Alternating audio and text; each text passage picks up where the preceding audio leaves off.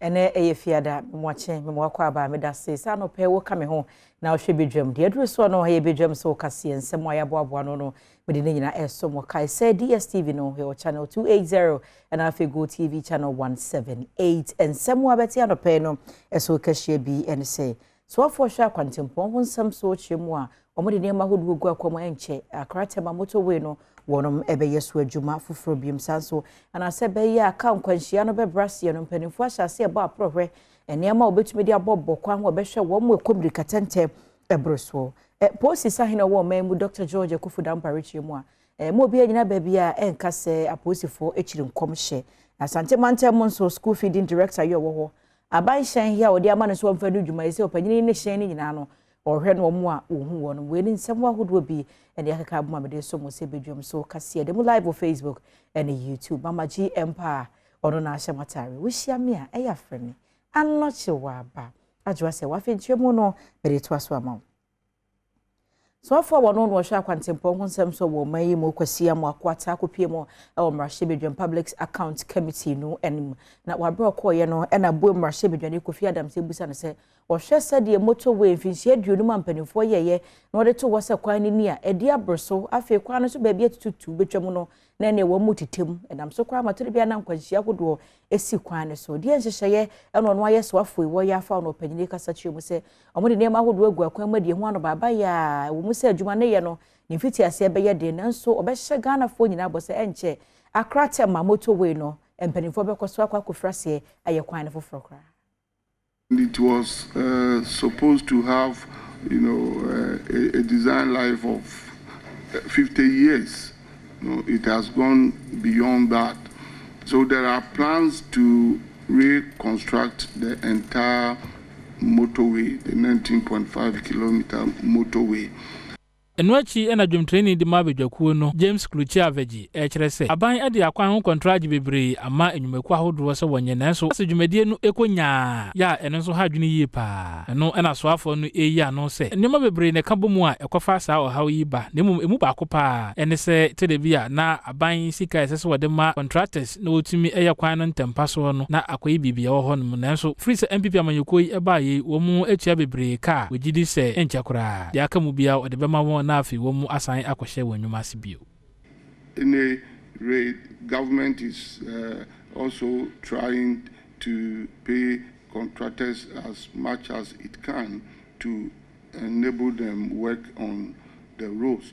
Enwachi mrahye bedwani di ma enya so utie mabato mpesua so Dr. Dixon Adom akonkwesi ebisa se poku ase awoshi kwantempo no so eyade a eso aye hu yie pa free se enyina monkane a esese ewoso anadwo bia ma ede ehan eba so nyina anya dwuma afenso traffic light a esisi kwan no so nyina asese ya obisa so afo ne se den ene wo ya fa ho owura kwesi am akwanta eyi ano se ewomu se enyina mohode ho nsam a ewa akwan so eni na so ye no ase de ne nso one so afo hwe enyina mohode ho nsam so beka bom se ne be ya mu ebetu ho ana mum na emum traffic light asese ne de enipa bonfo bia wote o memu a wonpe o mani yie ena wo mu asese no a wo mu hwe kwan abafa so obepa wo ho ntoma no wode wagina mranim. We try to improve on the traffic light situation.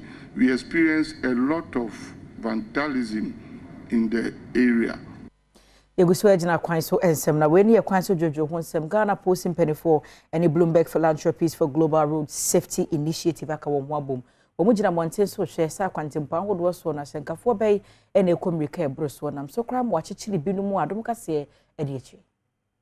Bloomberg Philanthropies any yomo organizations any on ye two baby wo Jamestown ekosiesie ho ekre AMA ni urban roads nom ni ade se eniam nkitinkiti bi wo ha yetumi ya ema kwan no sote ma de omonante de omote ahyenkemu ene obia wo ntem ho nyina no ebetumi enya ebetumi edi nkita ho a nkwanhie bia emba.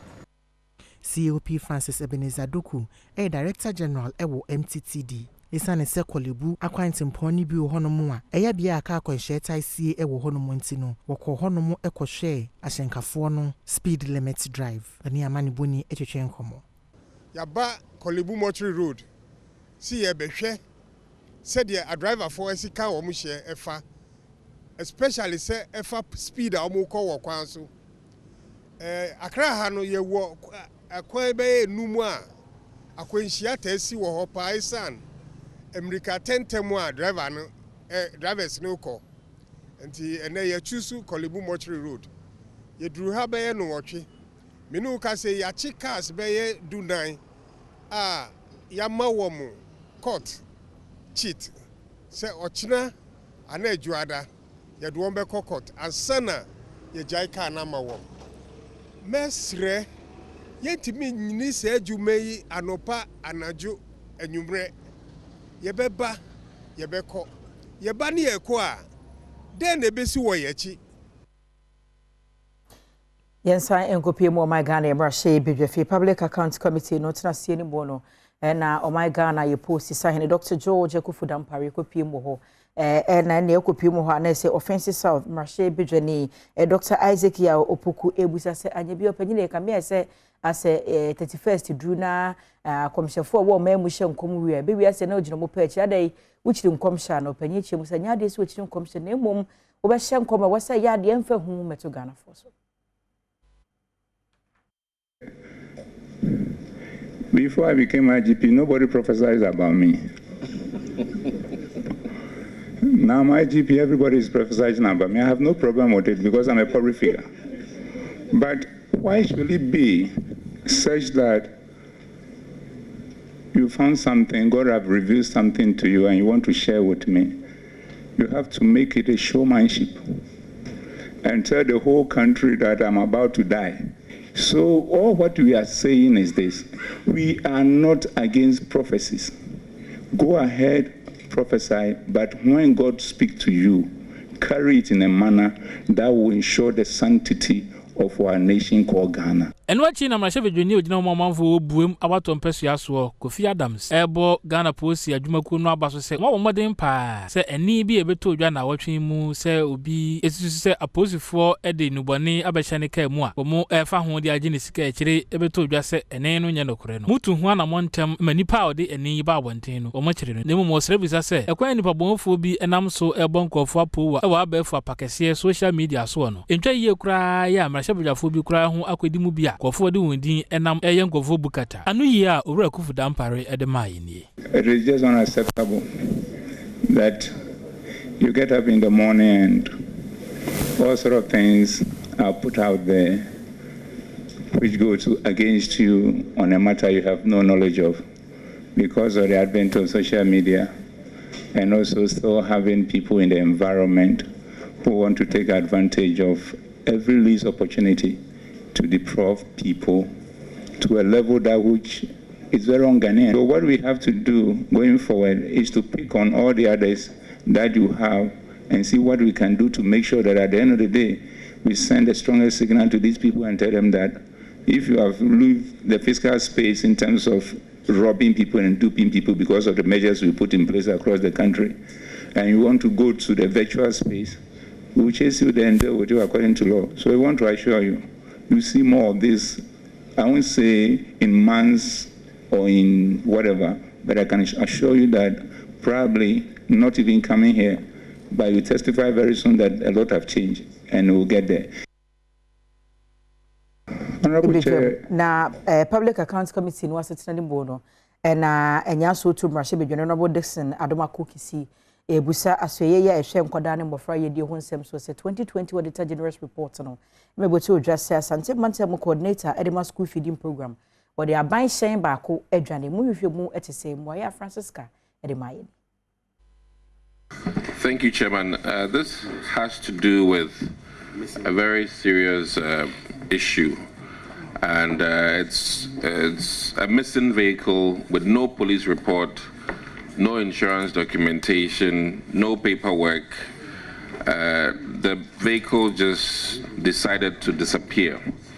The story surrounding the missing vehicle involves the Ashanti Regional Coordinator, registration number of the vehicle GN 217316, and it's a Ford Ranger, which was used for work related to school feeding. What we need to know today is, one, has there been an established police report? And if not so, the recommendation was that the vehicle should be replaced by the Ashanti Regional Coordinator. Thank you very much, Mr. Chairman. Mr. Chairman, this particular vehicle that is missing, there is a police report. Yes, there is a police report and an insurance as well.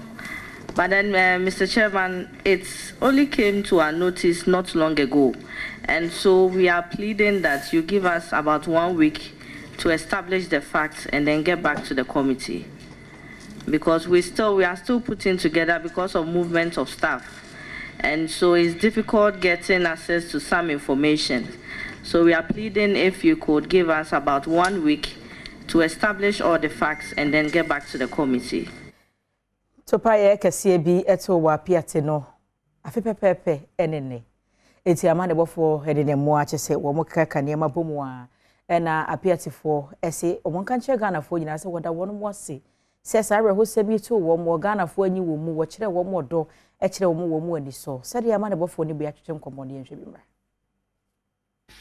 Olefa ha wa ye bi yeda na ase Mr. Bekwash not mo father metam no wo finkran na Cape Coast na takrade wo be yanyambua e wo kanyame mmoni di nipa tu na amenye mmoni di na ma bo mmoni di yeda nwase MC nso yeda na ase Ghana fu ni nyina na emu ma abrante na wa ye bonen men na yeda ho ayete de bi ayete wo menye hunu na on person on na ye one person pepe bi na wonka no kaje baby ro kai chan le o kai chan school for apia school ji wo because need to be big aka bia na ni ma sha na 1 week ni metina wana ma dwun kesi asam no ga na mo obayen na ni ma sha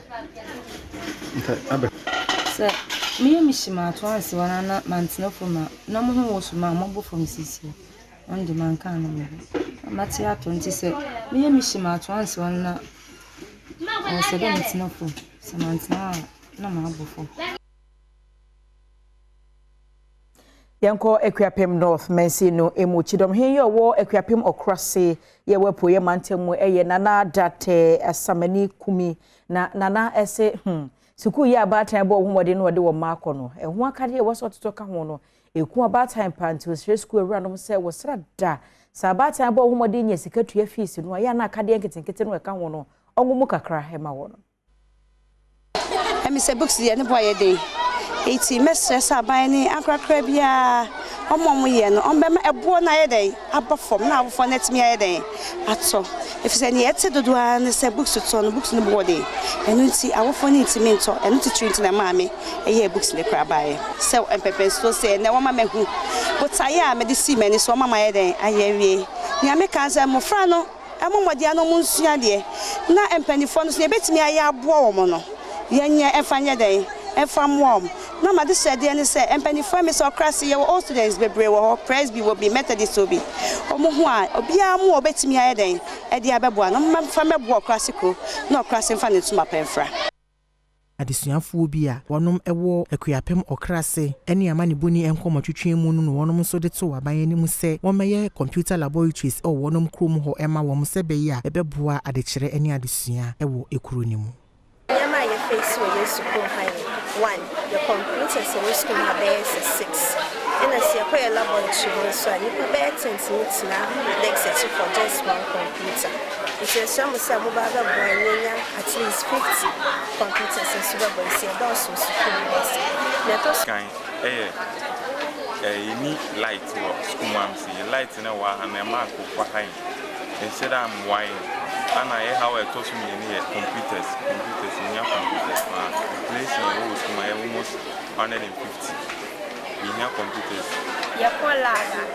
Computers are on Ye frɛ po ye mantem mu ne nkwa asante mantem no emu ni wekrofom ye no ben anwea so e wadanse aso kwa mensi no emu na enanka yi bi bekɔso nyankopɔn ye adom ɔkyena we ye sɔfo kwanche Job na yi na wi ase abusua kwa ye posters no na ne nua panyini mum ena ni picture eda poster no so mo de akotetare no ye pastor Emmanuel Demavi Edonti sofu ima si aye no nyama so se busua panyine ntimi anhwe hu ni se emfonyi ne nyono na akoteta abonten a ene aye no watu ahyeda ye kan so no nyame no kre minim de enti aba madwunto me sa ade no ti madwunya se ewade boye ne a mama mo bosom baako menim me papa ne mo amom bosom baako se bosa bosom baako na ye de ahye no yenso de bom pa yesre ruade se bi sunsuma na omo ye dibi mpo a na yase no na so matima asie omu emu ntompre mo nya yie no da bi eye nanka ye da ben eye nyambo a wakimfi mimini ya no mo yayi no abusapeni nso ni nkomo ne emisa abusapeni ne se edi enti eno amfa ne nua no picture anya poster okofa sofo idie akwaye poster ya ede asem abai owu ye no ye ko hwehwe na ne na menya asamfo ne no ya me ko ye picture so pacho meni adwene bia asa sofo ko ya me kura mennim no kura mpoda nye ne ya mba ya mbe hunu na ka mennim no sisi ye ni gwanto na de ba so o to so mai bosom ba ko tese ye kofa ho adwen na se ne ye besa komo o mai wo chena na ke kwa ko yi ye kofa ho ye ho adwen mo so besa de e de one man tena de aka ho ye nana no watrankonya ani mpanifo bi no ma wokrodua mu so eni nkomo de misa nana no se sade ya asi eye musio ana se ebi asi ewiase eda obi ewe na obi otiase kofa ni picture de akwa yi obi yo we picture de minti bi de bi sunsu si da nte ye musio ana ani yesu kwa ebe hwese ye no onye sebe ya nkofa basa basa bi ama edas poster no the picture ko ye poster no mekunu na me na wo miensa ade tra wo buafu sa de ta man buafu de ade o mi ba wiase mi nti bi da ene no mi bisa mpanifo mo nyinyina so ba wiase mo nti bi da de o mati bi da ne se ebi a ye de obi funa kwato mo chi de obi akwa akoye se di nsisan na se de obi photo kwa ye obi a wawo aye de mi nti bi da poster de mi nti bi da no ntina man buafu no me ma no so o ma so o de mi nti mi hwe wo mo meeting at the Isaac K. Nomenyo Adom Kasiye.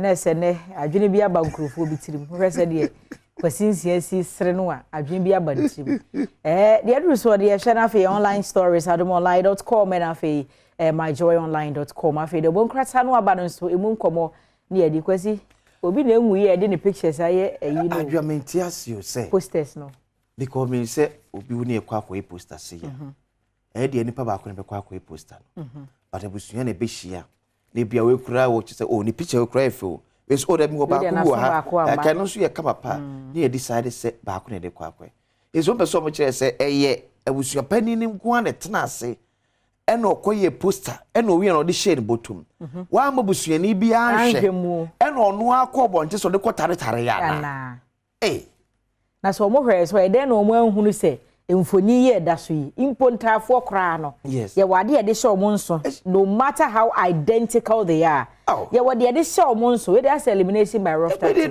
papa tia so ya teta de eno na mtie ye se nipa na kase wawu no oni picture no ni picture munya poster ye omuzi nipa na wawu no omu ahwehwa munya picture bia na munya bia de ntiche se obi o tia se bi nim de ntia nipa wunya ni picture na still busua pani atena se ehwe han se nipa o tia se yenkofo no ni mu picture enkoye abrante na sama awra wo pase obubo kra ma ne kwa animu a eri ba bi kwa na okaso free picture ne ba abonte na no free adwuma obakrom a wo de be share da na no wawu na wo picture ma ayi poster abonte yesi o se me e to bi kwa na etwe na adwe kwa yesi se ko hwe po dan ba ko bi wo yesi esumu feature odom ko hwe wo fam ho ba ko wo fam ho awre hosem awre obi a wote ase awre hosem enti ebesre abusuan bibi sa ba ya mama mani na ho we de ye nti bi da we de omon wawai na ono mon pata no monya announcement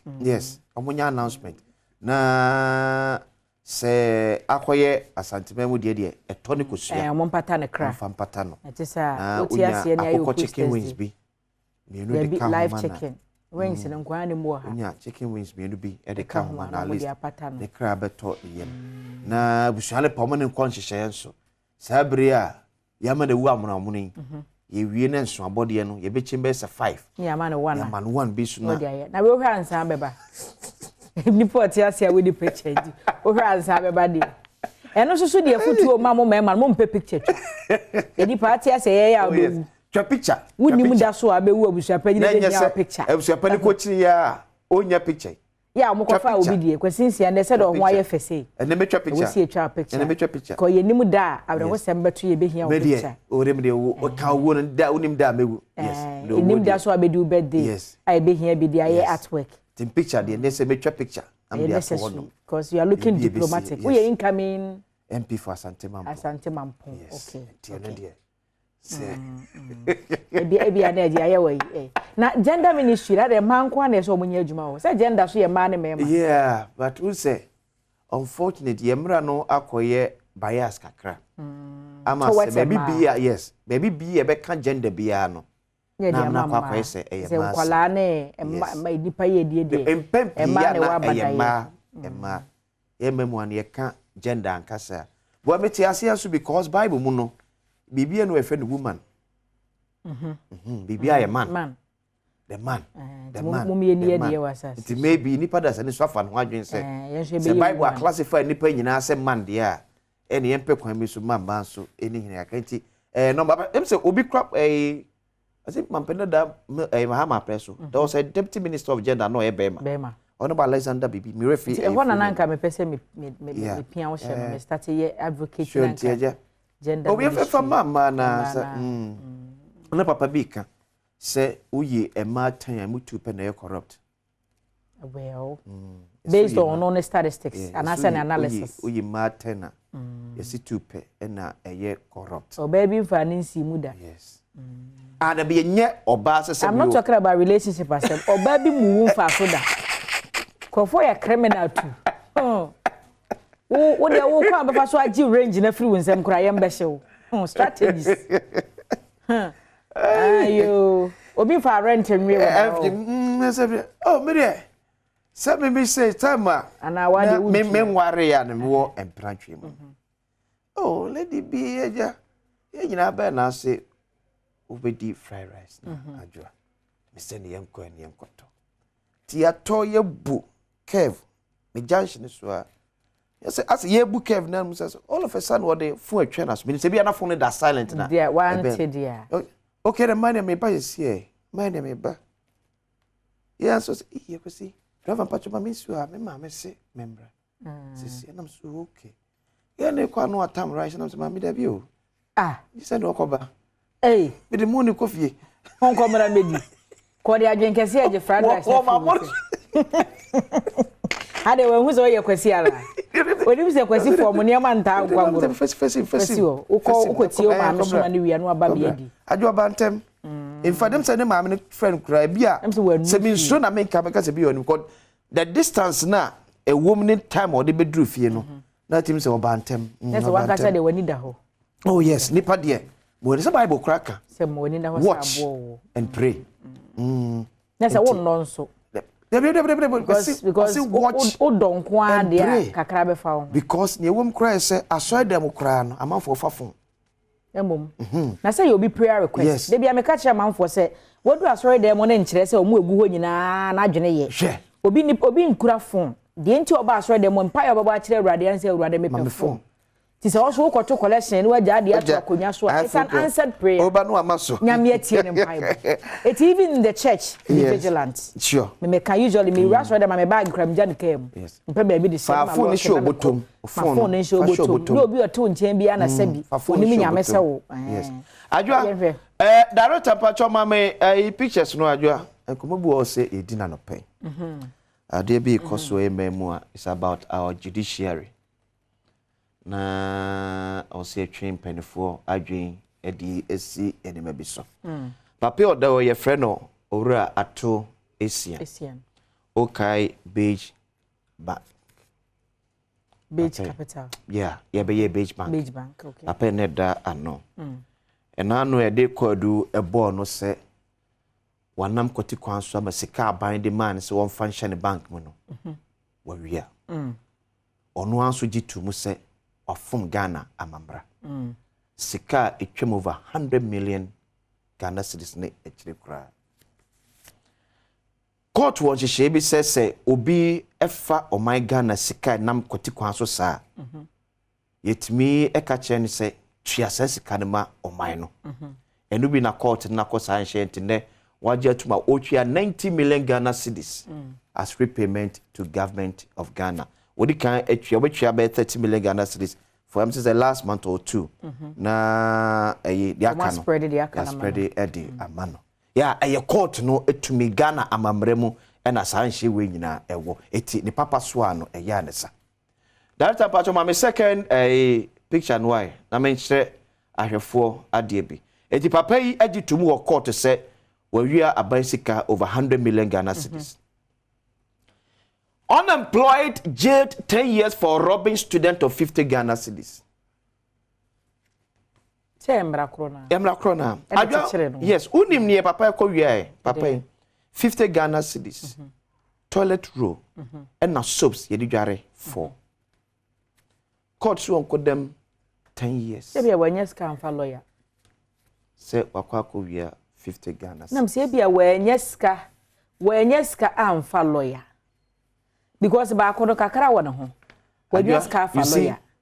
And the lawyers are here be o maju so mbedi opanyine ye to defend him over 50 cedis. Yenye.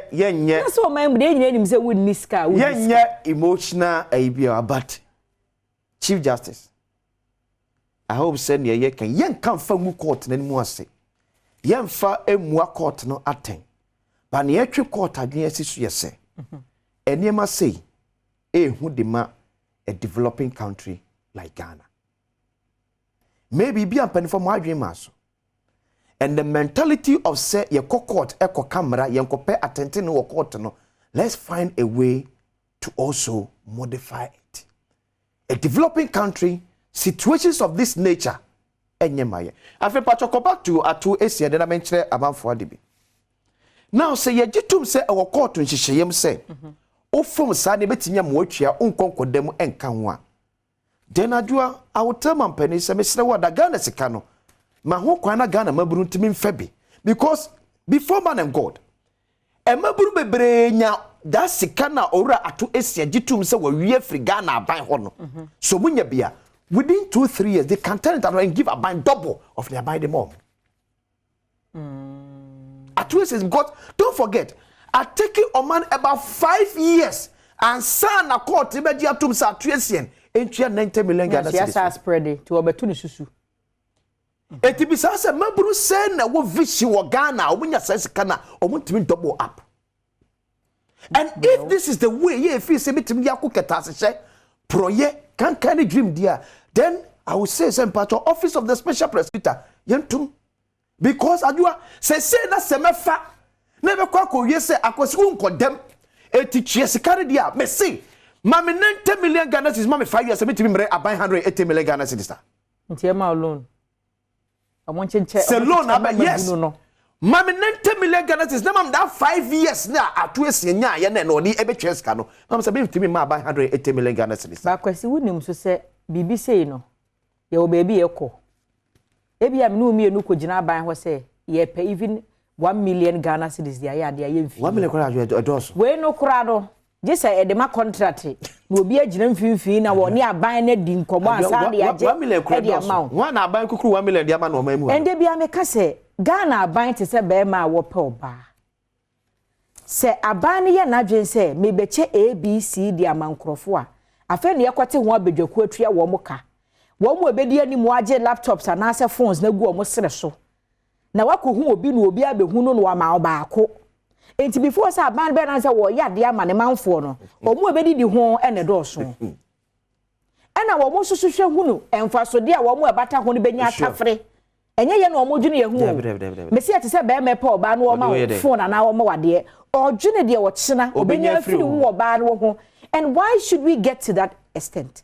Say aban a ye nyina ya ma no say woni yanim omo ye na mabu na abrabo mu nyemre ebia ne sa individual bond holders yasem Oh boya bra yesu just like that. 90 million Ghana cedis papa enchio. Yes, spread ya man. Bobia go for 50 Ghana cedis. 10 years when yes can follow them 120 months. when yes can for lawyer papa which will actually even be below 120 months because I'm say 1 year be 8 months. 8 months, yes. I'm say 10 months also. But on the face value, Abrantie ye dey use akwa them 10 years because we are 50 Ghana cedis. Toilet roll.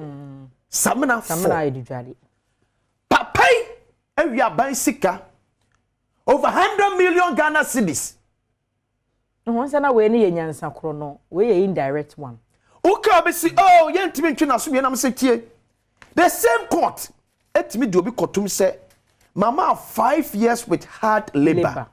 Obi so say mama 5 years okodem hard labor bi anka. Die na mpacho na eche say we need mu court mpacho say bio mimmo ni mutia.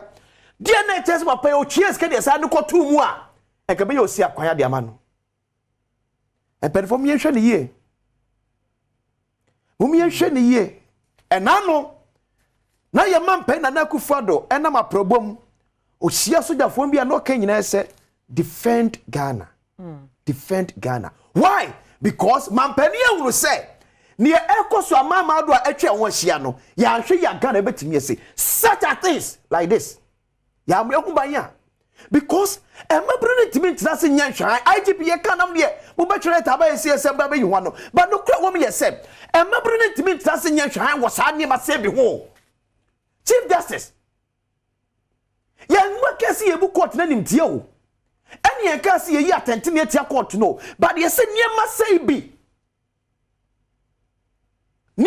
bi obi nya kwanya abanya manisika fashi wodwumam na muntre na betwe sika ne mfa ebi ma ofro so wase dabi mebunu so nya meni atiche Ghana by me pesca che Ghana banti medi court si after fienum yes kan kodi papa onum no court si opani ye best spread ya manu atwia mamba akoro so abrantie ko fa 50 Ghana cedis Cape Coast Circuit Court so kodem enfinhye du ba kwasi ya ye nhwa ne say sika ya na aban de manipa no ya na terms bi wo ho mama omu ano obi animu nkrata omu ananim ne omu ye obi animu nkrata omu ne ato asien sign ye 50 Ghana ene clause se da ho nti a o mantumi amfa na ankotum 10 years 50 Ghana cedis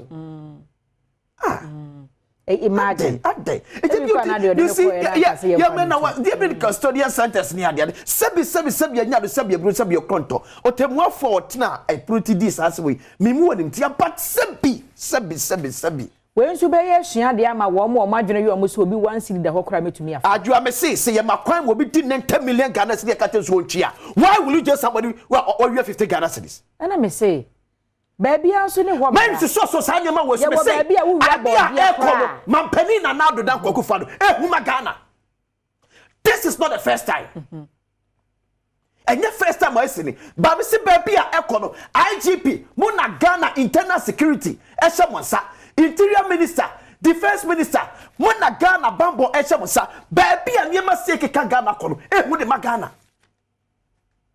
me say me ne mampani ko bi wo say ya soldier from Wanimri near defending the territories of Ghana. Our police from Wanimri more Ghana bambon said a beya, and Emma Aces Amama Odua Echen Wachano, a bint to you. But the question is, you are protecting yourself from say BN2, but a Nimana Aircos one similarly, a bin Aircos or MM. Now we need to one follow and Frabont in the member. But my penny sabi with all due respect, Sir Bright JC so I could 50 Ghana. What could them 10 years? I dare your court, I dare. A day. Ya dem wa for a day. Ya okay say amabra na sem. E di 7 dem wa for so. Eni die mu o. E di wo trust na 50 Ghana. Ye come see ye de kwako ye de so ade. Atu SN. Atu SN. Na 10 million Ghana amabra no nso aka kwasi. Said the amabra na tie no. Ye se wa amfa nto a bebia da wa amfa nto a ya de free. Me say adwe. Me tie. Bible crack say ye woniema nyina ho kwan esunye ni nyina ene se fataye de bia mekase se one enye no kure nyina so ne ka na bonten yes ene me de ade we ye fato oba adwamanfo de ne ba Yesu nim no eto so na sif na Yesu nim so adwamanfo ba Yesu nim se ogitum se oye adwamanfo a ye besi abayo na buoku no na nye ba akofo nso na bu adwaman that is it eto si ni trust was say ne ye wonye boneda on to bu edi kan because one tree here and no kasa so wudi beba wei ehu who share security expert who share soldier for na and me see I'm talking about it because enura many police mpanyfo bi di nkomo asem kro ya ho many soldier for mpanyfo bi di nkomo asem kro ya ho and what they are saying is say wei ni niema ekoso mamu a we ho say ye tu ye ni ehwe yen ka se mrane kansa o yen ka se mrane kansa obi wi 50 Ghana cedis me yen fa ne kotomu o but ye say o man ya fe ne ye fifiri sim se ma ho kwan man ko ye say sabio wona bi wo nsam de yen fo muntum the only the na hiafo na mrana ye se aye mran se edwutwa Ghana fo nya no entete hiafo nkwa de bedrum ne bi no hia ni ntra senkre se sad ne koso be se ya hwe ya one day judge be sentence obi ne pakwa ka charge se me kodem and nothing will happen see ya hwe ya judge be sentence obi ka charge se me nko e bia ne ma se keka ko no enye mayen asoman man pene na do dan kwa kufado empelifo amuka bia wom e wo ye mem Chief Justice me se no krese amamra no e na ama kwa nembom sebi enya do sebi okronto enye ne manyina na ye maya o si di akire se betim no akokotum 10 years for 50 Ghana cedis na de did 90 million there no did 90 million there so wonchie ne sika dia so nka yo say like because the day ye be funu amanfo no ehiafo no ebia menum ye ne ntimi nyina no ebia judge na wo sentence abrant 10 years no ebia wontimi nyina no ye hwe ne ye we ni nyina amra aka oh ya mamra ni nyina amra na aka wo so na asua mo ade na emom omo ya bebia da no se de bi omo de to no ommenye saa ehiafo nso so nya justice a ye busia ye bre no aso na ye dan ye ho ena ye fiade na we so hunu sa agokansie beba afa sister Sandy bi ye guy so wodi ahosepe ebebrew ansa na afise mu aba na mpense mu atwa so akwasinsia na me nso me so hia me a e afre me anoche wa aba adwase wa ye basisia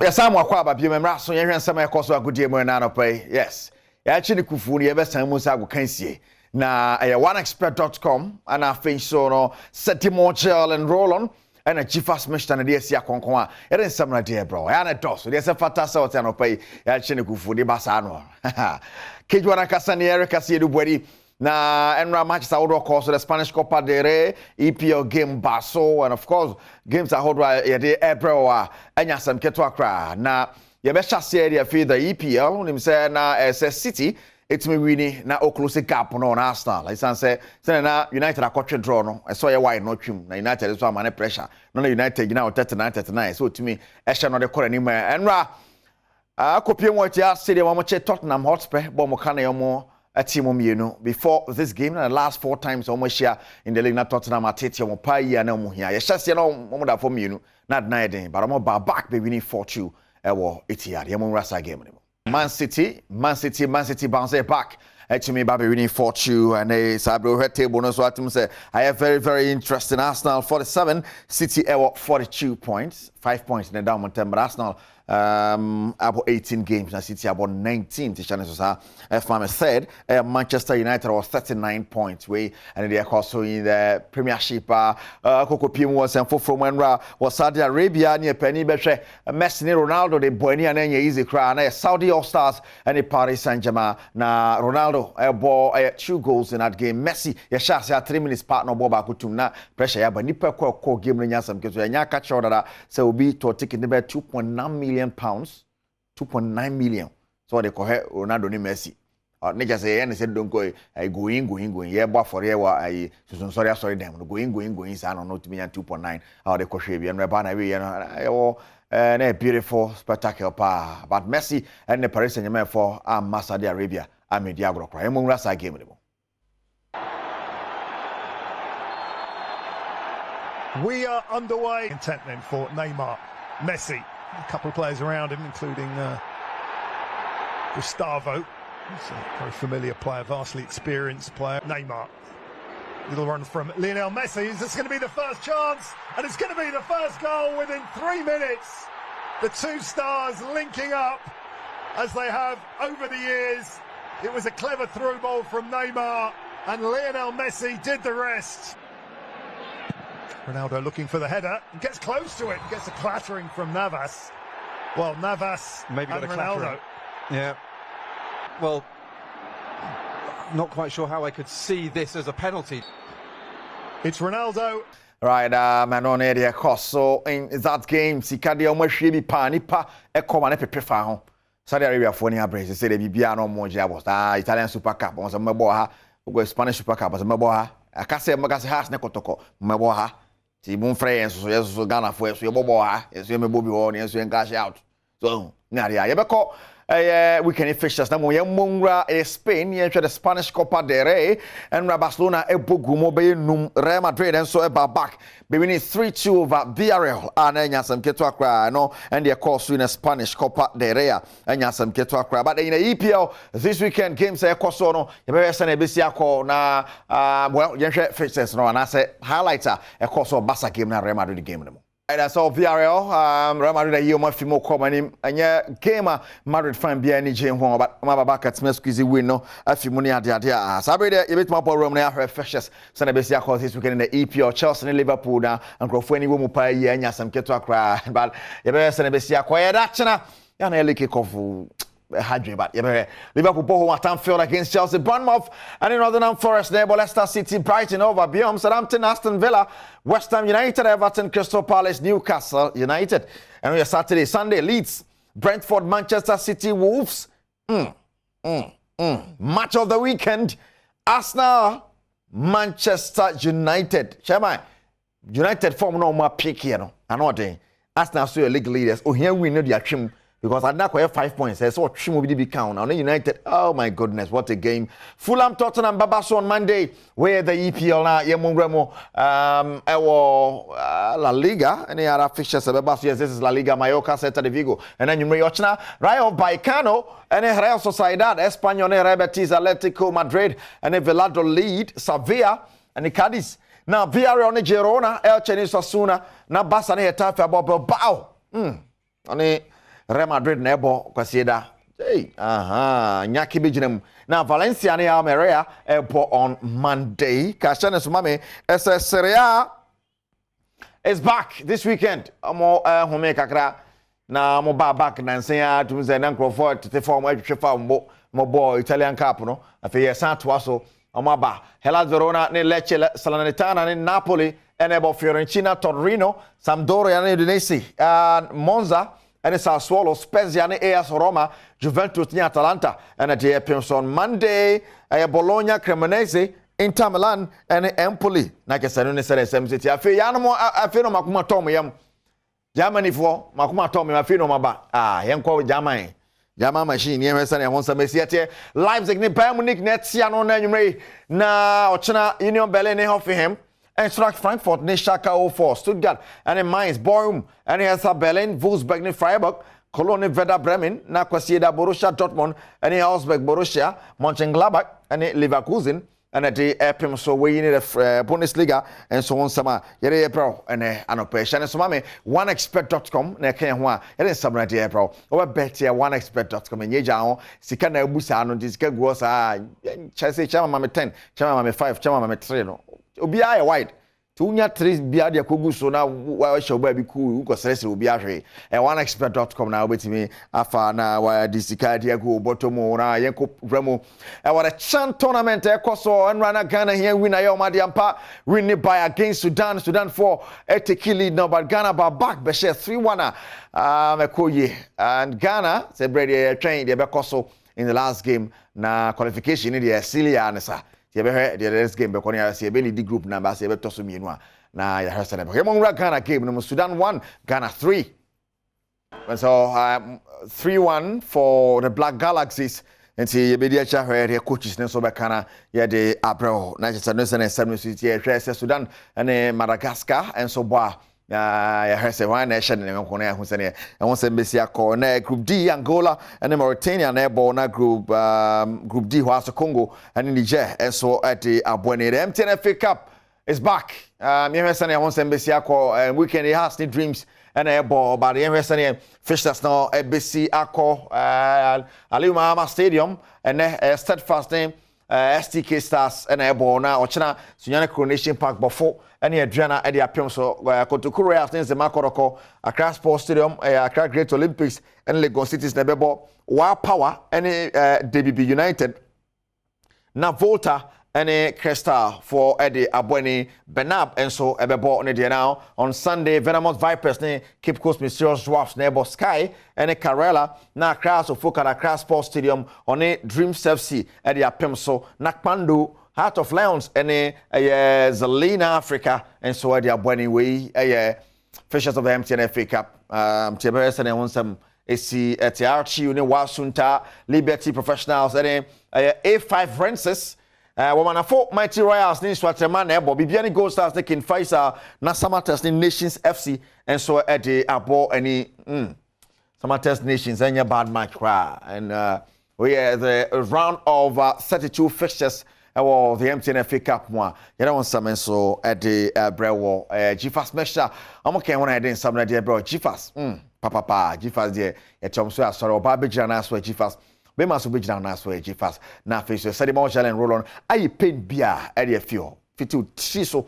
we so na say pain bia beti ayira e seti mo gel and roll on my sponsors and opa bia mo kan ho made in some na dey bro happy birthday comma Jara White or Shukura we free Bisiwa or same farmer, yes. Jara White, mene would be better. Yamin Sharon Ton Kwanampa, Bena Parebotre, Sajo Manocha, me producers, Kate Wangasani, Erica Siri, where a feeder, and see, Sister Sunday be a guy that was.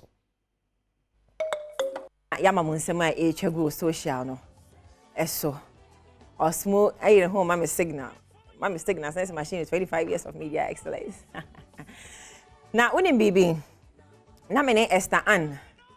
Aye makeup department Esther Ann etwetwe nkomo ne ebobo nsem bi so anopay na wakai me say we dem say e court go first 10 years in because that was 2013 and then 2023 10 years was mo bon nsem ya bo adwuma wow e ko show pound and kwa yeti go first me fa de aka ne nka ho etitifu age na was saying etitifu age na was saying ya bo adwuma ye de radias on pempen so a odi aba bedwe ne nkwalai omunya Mike musonom twetwagu social na say amaka so mo ne yepe maame esimu nya na otifu age me sure say na ada so bodai pa na ada so school etino put some respect on my name and put some respect on ejuma me no I'm proud of myself for how far my baby well be kufia mpedun so me da wasi I'll celebrate you any day every day because I wunti na meti bedwe ma ho sepe eso me da CP yanko ensem no eso abrantie bi de red eye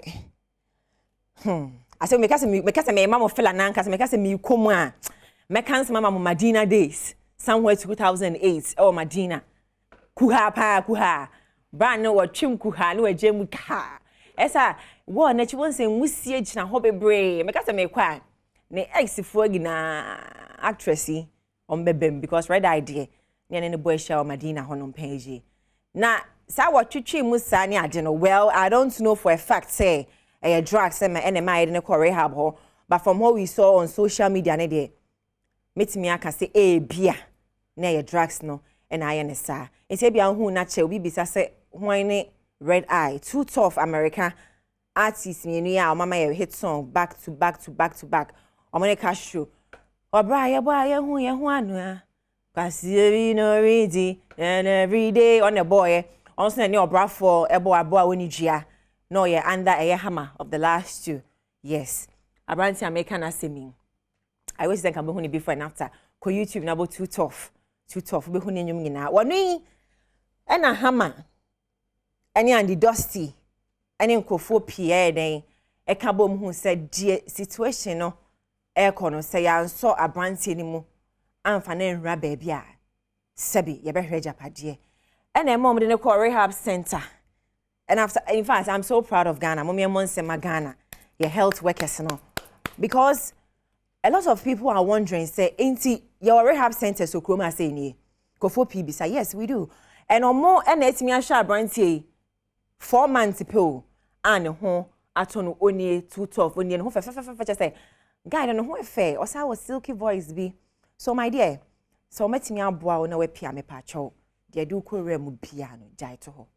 It's a better hamasi because it's been over 20 years abansi ehye na se na wasimi akwakofa no etimi aside den ahwe no and it does olele yeda mu nyina amase peji enti bia na obisa se wade asemben me pacho hwe video ne ba na wahwe ni so ade nyaba me da hey ice no one why we be say pounds bia I mean nane first bro hey ya o enkasa me nane be sisia se ne ka se apem beba apem soba apem ukuma apem beba o yeah apem soba that's my favorite track. I mean you have a lot of songs but that particular track I know eja wo mu a is my favorite because vibes near more a ritual spiritual ritual before the American thing came no na black cat wo ho but America ne buy no betimi aka say eboa o kakra yeah okay yeah because I think the you know back in the day was on the street you know that was a generation also okay so making the next generation like you know in Chimano almost abi hu okay like I'm on the new case now yeah so I'm not a great vibe but watch our acronym yeah watch a pan because now can say in Chimano minim there maybe say maybe years but why can how many years now when you're in industry as a musician rapper I mean so make us say be a professionally my first album came out like 2010 what you say yeah it's what you say and that time before you can drop an album no what rappers are but the street time or can cry what the more 20 years were growing oh yeah and this has been like a lifestyle yeah from birth forever eti say obi sure na any day di kan me pacho hwa camera nim introduce yourself who you are songs are one and one common so yes within the Black Cat GH BLACKKATGH if you are going Jamasi Asantini me enum tuni more 3 albums my first album 14 tracks second album 21 tracks third album 19 tracks and afterwards is when I drop it up in Beba them dead I do it Bob see so much love Kwabena yes as a rapper I didn't know Kwabena now offer so be feature any reason why or the Kwabena also so if 14 years ago you have asked me this question because he's even the only artist I want to feature and that's it. Oh, for real. Wow. Because no, like he was the one. Just that. Wow. So how did this whole song came about? So Rasta in love. Yes, so much love. So Big Nash Promotions. Oh, and Big Nash, UK. Yes, UK. Okay. So Ghana has a see. My sister my invitation. Yeah, they no lie. Yes, it's your town. Okay. See, Big Nash Promotions now making sure say this collabo happen. And so the customer jumbo chair. So as part of Black Cat musicology, you know, we are trying to just lay the legacy well. And say as part of doing that, this was a project that have to come. That's right. As part of the musicology. Yeah, you come was say yes about Big Nash. Big shout on so ejina match pa kuma say Kira V. The why ejina match? Nash here can you Nash be we are say. Big Nash. Nash here can you Nash I know kuma say Coachella ya. Say big up to you Nash. You know because Nash here mini pa. What's your name? Me wo say obobo me ho ban. Oh. What's original song so? Yes, still original still. But we are Big Nash Promotions are UK. Talking about Shatawale to Samini, all the promos. Ras, Kuku, Stoneboy, will be a go for that Black Cat. But I'm the new one. Okay. With him down. Right. Yeah. It's Pacho, you didn't know home come on, Oberpesta will be home video. No. It's where a Black Cat out feature ya Kwabena. So much love. Please enjoy. Bomeka. Inti Jiwani. So me mu film afono so me baby so ko ade de show baby o ka se di me di me kan de bi fa me ye nia wo pe style baby so the next what dream ho can style baby what dream ho but you know say I have to hop on this I was TikToker. Yeah, obviously when I release a song it's everywhere. Okay, so it's on there but you know say I was TikTok and you go TikTok right now me original so yeah kasa Pacho, my final words to loved ones, the fans, and the new people I have on mobile board. Me do be say for the support from day one. And big up to everybody else supporting from day one till now. More time, more Ghana life, yeah. So much love, and I've got a lot more out there. Munti because and then already need to be my munti biasa because they're limited. Yeah, and you know, for you to enjoy more of me, more subscribe to Black Cat GH on all platforms. All platforms. All social media handles. Yes, and then tonight, you're Vienna City. We're Black Cat GH Kuha Homecoming. Kuha. And my first show starts tonight. Okay. Tema Vienna City. Right. And 8 p.m. on the dot, Obi Amra, Agboshi, D-Crime, Safu MP from UK is live in town. And a lot of surprise guests, superstars. Yeah, Vienna City Tema 8 p.m. Yeah. Black Cats and a lot more. You're very supportive. Yeah. But I see peace over there. Big up to my team, Boom Boom Crew, Big Nash Promotions, Rabidor, Rabbi. Boom Boom Crew. Yes. Squad, no. And the Kuha Nation. Kuha Nation, okay. It's Black Cat and then the church in Como. Ma, yes, someone you need him now on sorry to you in Janet Quine. Now, may start to make catch him to put some respect on the guys. Same way, put some respect on Apietus. Yo, like, Menti Bibiase. Industry, I did about quite a lack of respect. I did about quite a lack of industry, more this creative space, you know, I respect. They be make us give some respect to the pace setters. One more Moshas, feel that was channel, or more Moshas, Emma Winya Quine Bejnemo. No matter what, just give respect to them. Oh, page, maybe I now disrespect Quenyana. You will never get it, and God will never bless you. Ebi a president said that now also ready the president at obey dan ye appear to any fafai e papi e ko shemo Sammy Flex ejumedie so kwadwo kenan to horse ana me hu say ade ntokwa bi ajem of course industry in sense mo bebre but do you think the easiest way is say sabita frach and prejuasa wo be bie wanu aka che panyin se kwase a he umu ade ho appear to na Pietus bra wabo ani niema wa sete agugu wo say mpo bibia koronga how dare you onhu ya mpacho kwashebra so even if something is wrong do you think the easiest way is to insult somebody on live television? Like seriously, yo, whatever it is, someone solve na put some respect on his name. What say appear to his biggest hit in it, Buje Baya? Hey, brah. Appear to his productions, Hawaii, and your ma wabo. Even on a sa she won more. Kese. Please, my young home, wate. Me pacho. Let's respect the legends. Namusumudu hono man kwala no itimi ayeden. Ebumo. This ain't cool, and we are not accepting this in the industry. Yeah, man kwala no and disrespecting Penifono or in the name of Vivi. Never not. Mohens na mo de hype promote a new song mama hu na me bobi ma wate na eni enshoma kwasi ada 4 p.m. Adom TV ye wajo ye na champion legend ye Osmosis so much ninga 25 years oho bonsema na champion ade papa no be grace occasion no kwasi ada we labadi ho kwa la trade fair ho me pa cho mo fo mani nche ho wate wo kwan wa na bia outside Accra me pa cho betimi ahwe live on Facebook Adom TV and I say YouTube and I say with TV and so na champion e ba ye na ye de beginem style bi e bi enye no kwani good news me wo me nua be ma Jerry Justice nso ginem the den sa kwade any Bob Marley na ebi mu adwene ketewa sequence almost say na Bob Marley what ya senior feature no mo de nim nyum business yo Bob Marley ko Instagram ni page okwa ya verify oni ho that is the brand we talking about and maybe possibly can say Sakwadi and you'll be bigger than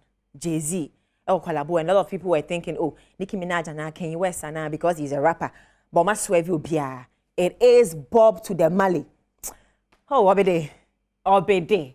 Why am I not a proud fan? I didn't say I'm a proud fan. Sack natives, Sack nation phoning na yetawachi, and this is for Ghana. Yaniachi. Yada sipi Bob Mali nebusia for Yadamase. Obede, huh? Thank you, yebetum. Etima sorry so na meja mokbobeden so me producer, me boss, me director, senior producer, Well, because you produce minds, we are fan panning to see if you had that a sakodi for real, mama. Patrick catcher, what's on the outer her catcher sakodi say, Nunia ba say, ain't me possible say, we are fan. Now, over the pan, made us for everything though. But Thomas, AB, osmosis your sound. Thomas Moya, my camera technician. Sandra Akapo, be producer. Well, Kufiam Peru. I'm saying, and I jump pioneer age, man. I'm saying, it's about 10 sham 10 a.m. to 12 midday. Sham Adom FM 106.3. Yenya work and happiness. I'm the guy's queen. AJ Pound, so by testing me 4 a.m. Say you are my show. We shall move from Pasha. I'm a Boza Macau.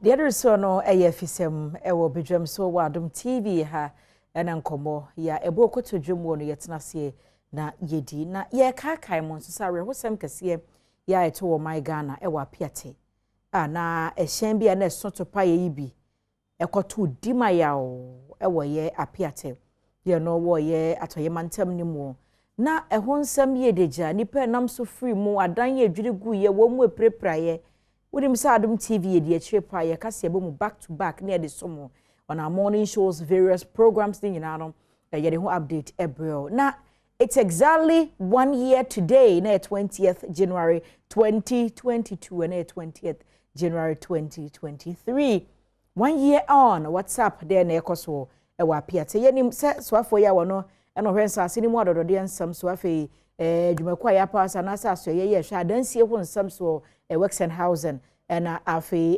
Minister for Lands and Natural Resources abugina po munyina na keka ho bobo and wo mu siege na yese apiate kuro no e fan dwiragu enti ho akohia so mo ye relocation obusi adan first phase na kosi sei second phase e frase na so for manfo ho no mo wo mo asetena mu say these are some of the questions as ye nyama ne boni lottery e bebusa no ne ahwe said ye adwuma no esi ekro mo seti up a committee sesa committee ni hwe na wo mo ho aka wo mo afri mu no kra no o mo yiyo ene se obesie wo mo nyina no committee ni hwe edi ni nyina ho edwuma ene ye beko ho no mo de akodi enkomo ebusua kai se ye kidney syrup ene kra me mu abrane ye mofra mo jedrostron kokra wawo yo bata na bia oba no ontumi ni di ye nti amane nyini na ye bibio ho ya kesen na fo ya do na neti adon ne sisuo ne na ye nketenkete ya na se kidney syrup e ma ne no na wonya ne ready ne enko ahoma so me ne lottery a enjetwe nkomo Lord Marchen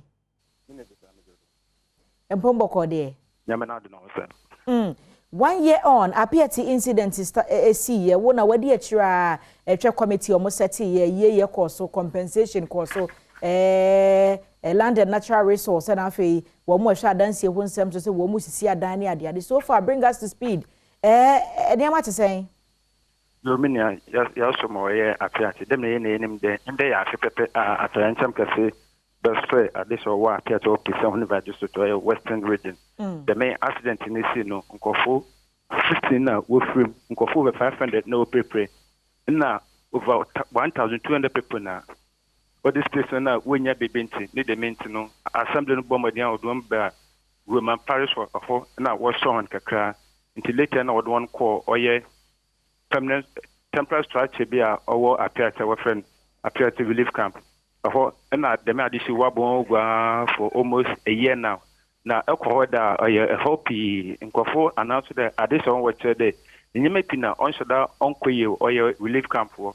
Now, I'm not painful or bombarding what to Yemea. Minaka said in Yama stabilized war, Hankasan.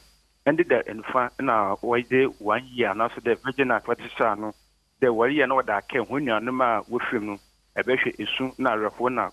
Is sooner when no appear to come another reef camper, no ye, at the or your home ye, and a pay Yamana dom, ye, Yambana Yako, or ye, appear to a common uncle Sabia incident in a four, and a softful, and a him for traditional lesson, Obako, no Aqua Bompe, no why 1 year memorial service for Dama, one of my with him.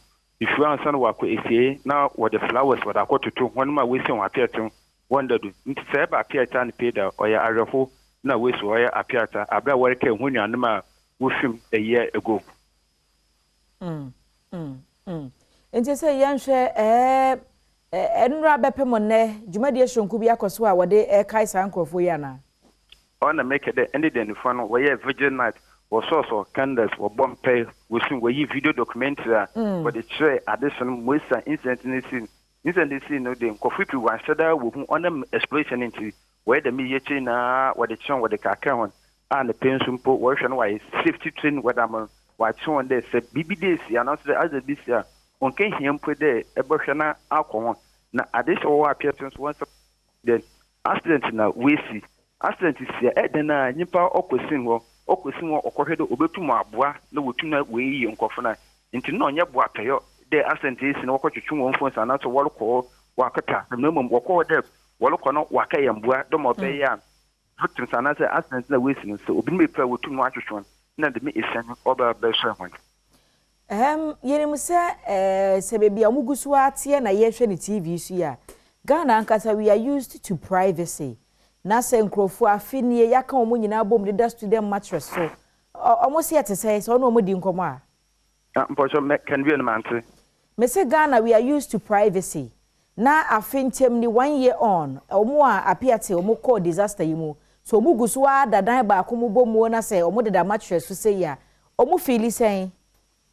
Me no get say they when did the down come wotum na wenya baby amahona wo oye African Global Resources or a mining company where dank where resettlement into edana na we sisi na abeno okwe na okoko rufia. Me no get say obiala wo baby a what temperature no hoton lemo why once more kind of work proud was abende you may dey announce edena abana ede oisi na oda bro ho no abena be hwe no wine in term dem obeya wo betum na wa ko back to bonkomo baby a na what afo na wo sunsu na wa hom oka once more can be no was abende abra expression is no wonye mapi no sa say business p wo ho na o sa say na wone abene kasa fade abene hwe no peske bi mo na won first start one business abandon some occasion one day when sabotana when see a then way now what's what question will be abandoned so wotum na we start one business simple one other so obin obetum pon we join do two races one day into what's abandoned abra abandon show oye edensin so men refi the compensation also ko fi bia woju mesese ho no obehwe na mbo bi oda abo no otum da abo on dem obeya won so obetum start life all over again yara sana wonyantie ese mpanimfo bi ba ho enana Menoke say the Oye Municipal Chief Executive, Dr. Azigasmeni, Ono, no, a member of Parliament, often Wisdom Kujo, the Mimpin Funa Yen to the Jimadian Warba City. Yada say, Lord, because one idea, Chibi, be a better prem to Bremono, the Beshani Abahona Fe, Baby Aquaco Sibiana, Woody, Amaye. Nesse, Yamaniboni Lord Tebia, and no, Apiate, a year, a fipe pen in there, ya explosive, no, explode, because a tupayano. Etu ye na senkene bi ne na eso no anu de kro ekokasa dima ya wokro ni makro no efa edwirigu ye 1 year on ene ama de bofo eboye mu amane ne so far bibia kwakoso se no anajo mo hold vigil obresa de no no mkitikita candles na amare hoaba na akoma mu ayedu omo de ka omo nuamu a sankwanhia yinti bo mu free mu it is well ya ba homo de say sabe kan fufuro bi no sire no ma twetwe nkobo wasasem kro ya woni ahwe so far so good update no etese na afei ye nemu kakra na yetumi ehunu bebia susuan ede bode hono ebefa but before that ye besa akom ho ne ni nkomo tew ye ba bedi apomuden ehun nkobo busuan me kai wo say adwumako bia da ama ena omukura me mu ama mede afisem ebrewo St. Andrews SHS ekura yemu abrane womo eye grade A school omo campuses no doso asemfo su mankasem ni wadubi ase dunka ono fe se hwiasanwe so akra so omo oteshi na ashama watakra de ho na be hu St. Andrews SHS womo campuses na yankwa ahoma so yakasie mu yede tu dwase okwa danse a ene se bo asempotem ho no mo ba bia awehosam ye firi ho ba ne se opanyini ba ko a wo mfiri mu ejoso abusua edihye wu omo koye posters onu ni mfonyini ana omo de koye posters ama yi ankom be ye ne kina apanyini ni pae apaila wase ye ne nyama so omo ma ne bosome yenko na yenwa be ma Isaac K no benyo Ike ma chen ye ni amini aba na wonu wadi asem no achi ba ne se na de otiase ni mfonyini no omo de koye posters atetare ma ho asem wa bayi mini aba se wupie mu ewo adanse new akrofroma be adanse ahia so ewa adanse so comments ni enu edea Abranche bia wɔyɛ sɔfo ɛwɔ asɔre a yɛfrɛ no missionary evangelical ministry emu wɔyɛ sɔfo ketewa a ne din ɛde ɛyɛ Kwankye Job wɔnyɛ mfinhyia aduasa nson wɔn mo kyerɛ sɛ abranche atoa nananom ɛwɔ nseɛ do enti ne nua baako anasɛ abusuani baako a wɔwɔ abusuanom ɛyɛ n'adwen sɛ ɔwɔ sɛ wɔyɛ ne posters na wɔde bi fimfam kurom na manfoɔ ehu a yɛfrɛ no adu agye ɛkyerɛ sɛ nti wɔkɔhwɛ ne nua no nkrataa mu no ana ne baage mu no ɛna okohu ɛyɛ sɔfo a yɛfrɛ no ɛyɛ Emmanuel Damavi a wɔno anya mfinhyia duanan a wɔno ɛyɛ sɔfo ɛwɔ asɔre a yɛfrɛ no missionary evangelical ministry mu ɛwɔ adanse borɔfo yɛdu ɛwɔ sikama no akoroforo mansin emu picture ɛna wohu yɛ ɛna ɔde kɔkɔyɛ posters no enti sɔfo no ɛkyerɛ sɛ wɔwɔ hɔ ɛna obi ɛfrɛ no sɛ wɔfrɛ na no ɔgye so no sɛ na sɔfo nyɛ ne yɛsi wawe na wo kasa yi wɔso dabi onwi wɔte ase na wɔse dabi ne wɔmmra akoroforo mɛha adeɛ enti wɔkɔ akoroforo mu hɔ enti odu krom hɔ na bi hu na ɔmo hyɛ ase yɛ dwane na wɔse asɔ me tie deɛ yɛayɛ nokorɛ ɛna ɔkɔɔ pani baako hɔ wɔ krom hɔ na ɔde asɛm no kɔtoo pani n'anim ɛna ɔse dabi ɛne ɔmo nkɔnkoro na ɛyɛ nokorɛ sɛ ɔmo nyinaa wɔhu no pɔ no koraa yɛ mo ahyɛ no nti ɔmo kɔhwehwɛ yɛ kurom a posters yi bebree na femfam kurom yi ɛna ɔwae baako na ɔmo kɔ mpanifoɔ no hɔ ɛde kɔtoo ɔmo anim nti ɛhɔ na ɔmo kɔfrɛ aberante no ba na ɔgye tum sɛ yɛ nokorɛ sɛ saa foto no na ɔde kɔyɛ adeɛ no nti ɔmo na ɛne da ɔmo bɛhyia ɛwɔ adanse borɔfo nananom atra nkonnwa ahemfie ɛno na sɔfo no ne papa de to gya sɛ obi a ne ba ɛte ase a wɔnwuyɛ a yɛde ne picture akɔkɔyɛ saa adeɛ no deɛ ɛyɛ musuo ɔmo nti bi da ɛwɔ ateasefoɔ asase yi so na deɛ ɔmo akyere sɛ efunu ɛna etimi de nsesa ɛwɔ ɔmo akyere ebi kura deɛ etimi kɔsie n'akyire sɛ akɔkɔtu na wei paa deɛ ɔmo nte aseɛ nti wɔn deɛ ɔmo susu sɛ ebi a na ɔmo pɛ sɛ ɔmo de ne yɛ nyankomadeɛ bi nti ɔmo mpere ɛma ɔmo nsie funu na nka yie no kura ɛnna fie yi ɛna nka ɔmo bɛyi funu no ne nyame yɛ adom a wɔkyena wɔn asie na wɔn agyina so ayɛ yie nti wɔn sisi amene wɔkasa deɛ wɔn sɛ yie no wɔn mpere ɛma wɔn nya gyi sɛ wɔn so kɔyɛ nyankomadeɛ bɔ mpaeɛ ne nneɛma ɛma wɔn sɔfo no ho ɛsan no ansa na wɔn bɛpene ama wɔn ayɛ yie na ansa na wɔn ayɛ na asɛm no ɛkɔ so no ɛna maame baako bɛpie mu wɔ hɔ. Isaac wadaworo mama memmerɛ mu kakra bibusa o saa nipa mienu a yɛka wɔn asɛm sɔfo no ne deɛ wafiri mu no anya bia wɔn sɛ saa na dabi mia deɛ sɔfo no menni no deɛ wawu no mennim no ba nipa bɛɛ fie hɔ nyinaa ne wɔn nim sɔfo no nyinaa kyerɛ sɛ wɔn nsɛ no na ne nua no mu na wɔkɔyɛ poster no wɔn mu na sɛ sɔfo no na de nti ɛna wɔn ntwa wɔn mu picture amfa nyɛ poster sɔfo no mu a wɔn nsɛ no no picture ɛna ɔde kɔyɛɛ na sɔfo no nso so ɛyɛ busuani ana sabre de yomini aba sɔfo no nso yɛ busuani dabi ɔno de adwuma ɛfa sɛ asɔre baako na ɔmo yɛ sɔfo na we sɔfo ya we krampo no wɔne ne ni asɔre baako na ɔno ka de ɔmo sɔfo pani paa na naase ɛna de we ɛwɔ nti ɔno no hɔ sɔfo pani no kankasa paa hɔ no ɔno wɔ nti ɔno no ni we na asɔre no mu ɛna ɔmo kɔyɛ na ɔmo kyerɛ mu kura sɛ sɔfo no ɔmo yɛ program bi ɛyɛ last year no mu hɔ ɛwɔ akoroforo mu hɔ iti post pictures a wɔn de yɛyɛ no na sɔfo yɛ a sisi yɛde ne picture akɔyɛ poster yi na wɔka ho bi ɛna wɔn kɔ twa picture ne free poster no so ɛde kɔyɛ saa adeɛ wei. Anti Isaac so one pass abusua panyin ntumi am preview minim si adwuma yi kora yɛyɛ obi de content ana bibi saa ba yɛ wo team etena se preview hwɛ saa abusive words bi anim nyama bi nim saa nso ne yɛ kɔyɛ yie ho nhyehyɛ bi saa mo yɛ poster ne baako ba sample na abusua na tena se ni ahwe okay bibia ye fine ho picture we na so baako ama we baako bai ye mayemfa we bibia sa nkoso to ansa na omo kwotetare abontin nyina wi awu ni se enye nipa na wawu ni mfoni na omo de ye odema mi aba odi abewo eni da mi bisa papa no question pepepepe ni da se what the picture ne kwente abusua na nkyena se nhwehwe e me bi so afafo frama na so omo ni bi to no kwakọ ye no kokoye no no ko the picture ne bae no posters ne bae no kura ehu se dabi ade bia nkeja enye ni niara na so anya koya abawie e no de confirm family papa ne be kan sam ne kire no no wan kwantwe ansan se enye no kure won de o kan pray se eye no kure itenda kwa bia ba ade ba kwesi wa hemfie wo kura ne se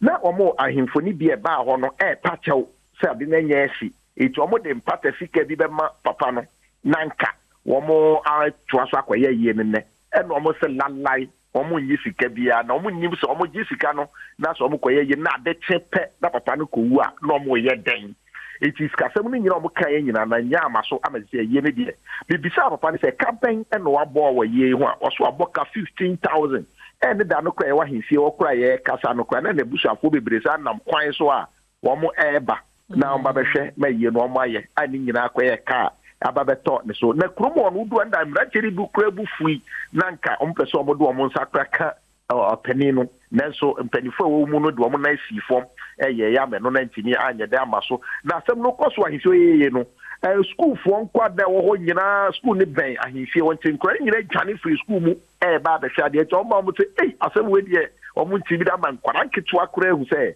adeɛ na ɛkɔɔ so no ɛnkyɛ yie na rudu kuro nankasa mu a sikaman ne bɛn bofo do hɔ etu mmerɛ de beduru sikaman kuro no mu no wobɛwɔ sɛ nipa mmiɛnsa ɛnan atwa ahyia na ɛnoa na wɔn ka wɔn mmiɛnsa atwa ahyia na wɔn ka na obi kura mbɔ so wɔn de wɔn posters ne bebree a wɔn kura ɛka ho asɛm na no osuro sɛ bi a ɔkɔbɔ sɔfo na amaneɛ na akɔfa asɛm ayɛ dɛn ɛde aba ɛna ɔno nkɔ akɔgye asɛm no baayɛ kura nsa na wɔka sɛ asɔfo abɛn na mefrɛ ɔno na nya asɛm wei na nanka mepɛ sɛ meka kyerɛ ɔno nso na wɔn ntumi nyɛ dɛn ɛnka na Isaac yɛhwɛ na nanom atra nkonnwa ni mu na asɛm yakɔ yedim sɛ bibi sei no ɛyɛ na musuo kakra bi de akyi na nanom bɛyi apayɛ ana gyinaeɛ ɔmo asi ne deɛ mina banga me bisa na nana ofiri akrofrom ɛba ya ne baako a wɔwɔ akrofrom hɔ ɛne friends ankɔ bia hena wɔno no wa sikaman bisa wɔn saa asɛm no ɛna na me ma me nya ne nkyerɛ sɛ ade na aba na yɛ musuo wɔn kura ne mpanin nsɛm a wɔyɛ nana wɔnyɛ mfihyia bɛyɛ aduɔson no wɔn ti mpanin nsɛm da sɛ obi te aseɛ a yɛde ne poster ɛne picture akɔyɛ poster ɛde bɛyɛ yi wɔn ti bi da na deɛ onim sɛ France nti wei na asɛm a ano ɔden a nana no bɛtena ase ahwɛ ɛkwan a wɔbɛtumi de afa so a ɛnkɔfa nsusuasoɔ biara ɛmmerɛ ɛyɛ sɔfo no nti nanom agye atom sɛ deɛ ɔsɔ ɔmo so yɛ sɛ amammerɛ ne amanneɛ bi ɔsɔ ɔmo so yɛ ɛma wei no ho san no ɔmbɛyɛ ɛna papa no nso a sɔfo no yɛ ne ba no ɛnso sɛ wɔn nso bɛfa akyire akɔyɛ biribi sɛ biribi wɔ mu a wɔn ahu kyerɛ nanom agye atom sɛ ɔmo nso bɛyɛ biribi ɛyɛ mpaeɛ a ɔsɛ amammerɛ a ɔsɔ ɔmo so yɛ ɛde yi saa musuo no anaasɛ dikuro ɛde afiri hɔ sɛ biribi hyɛ akyire a ɔmo nso bɛtumi ayi ɛde afiri hɔ Isaac Yadase edi amaneba a wodi efiri ya danse akrofom abreye Isaac K Domenyo ya amanebo ni ya akɔye adanse a ɔno no gyina ɛyɛ Adom TV anemu sɛdeɛ abusua bi atumi atam obi mfonyi ɛde akɔye poster a wɔn susu sɛ yɛ wɔn de hye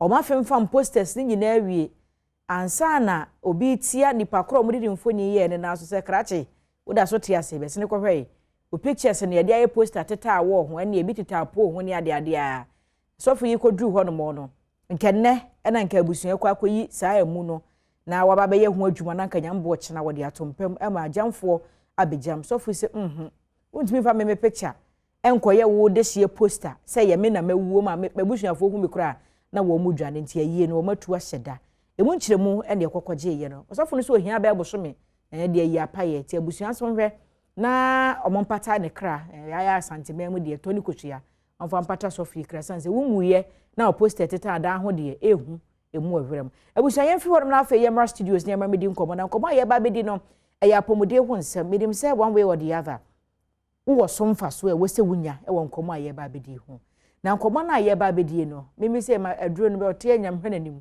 amfam de ama me a wonko wo sem gye me de because why ye surgery wunya bi necessary na kaise Kelkit toothpaste ekura me mu abrane mesi akoda ne frase apie buo no a ewo se o sha ase atwitwire no a na wa frase de Kelkit toothpaste atwitwi ne se na ama ne se na nya ahoden na anyini na daachi wetima re nkase no anya calcium ewo ni padua ne nti frase sa abre ya efiri afe de koro waso so atwitwi ne se no oba time na nya Kelkit toothpaste ede odi agora wa monitor na be wanso wakomene mesro ya monitor no wotwi wi a won pro enwu na ne nkomo ame ba bedie no me ne opanyina wo free Kelmed Pharmaceuticals Limited ena eba abetwe enkomo mama BC atenase na ene nkomo no emu odenti kame ho mama BC good morning mommy akwa abanso yeah na yenhwe se ye kase BC 56 cream na se yenku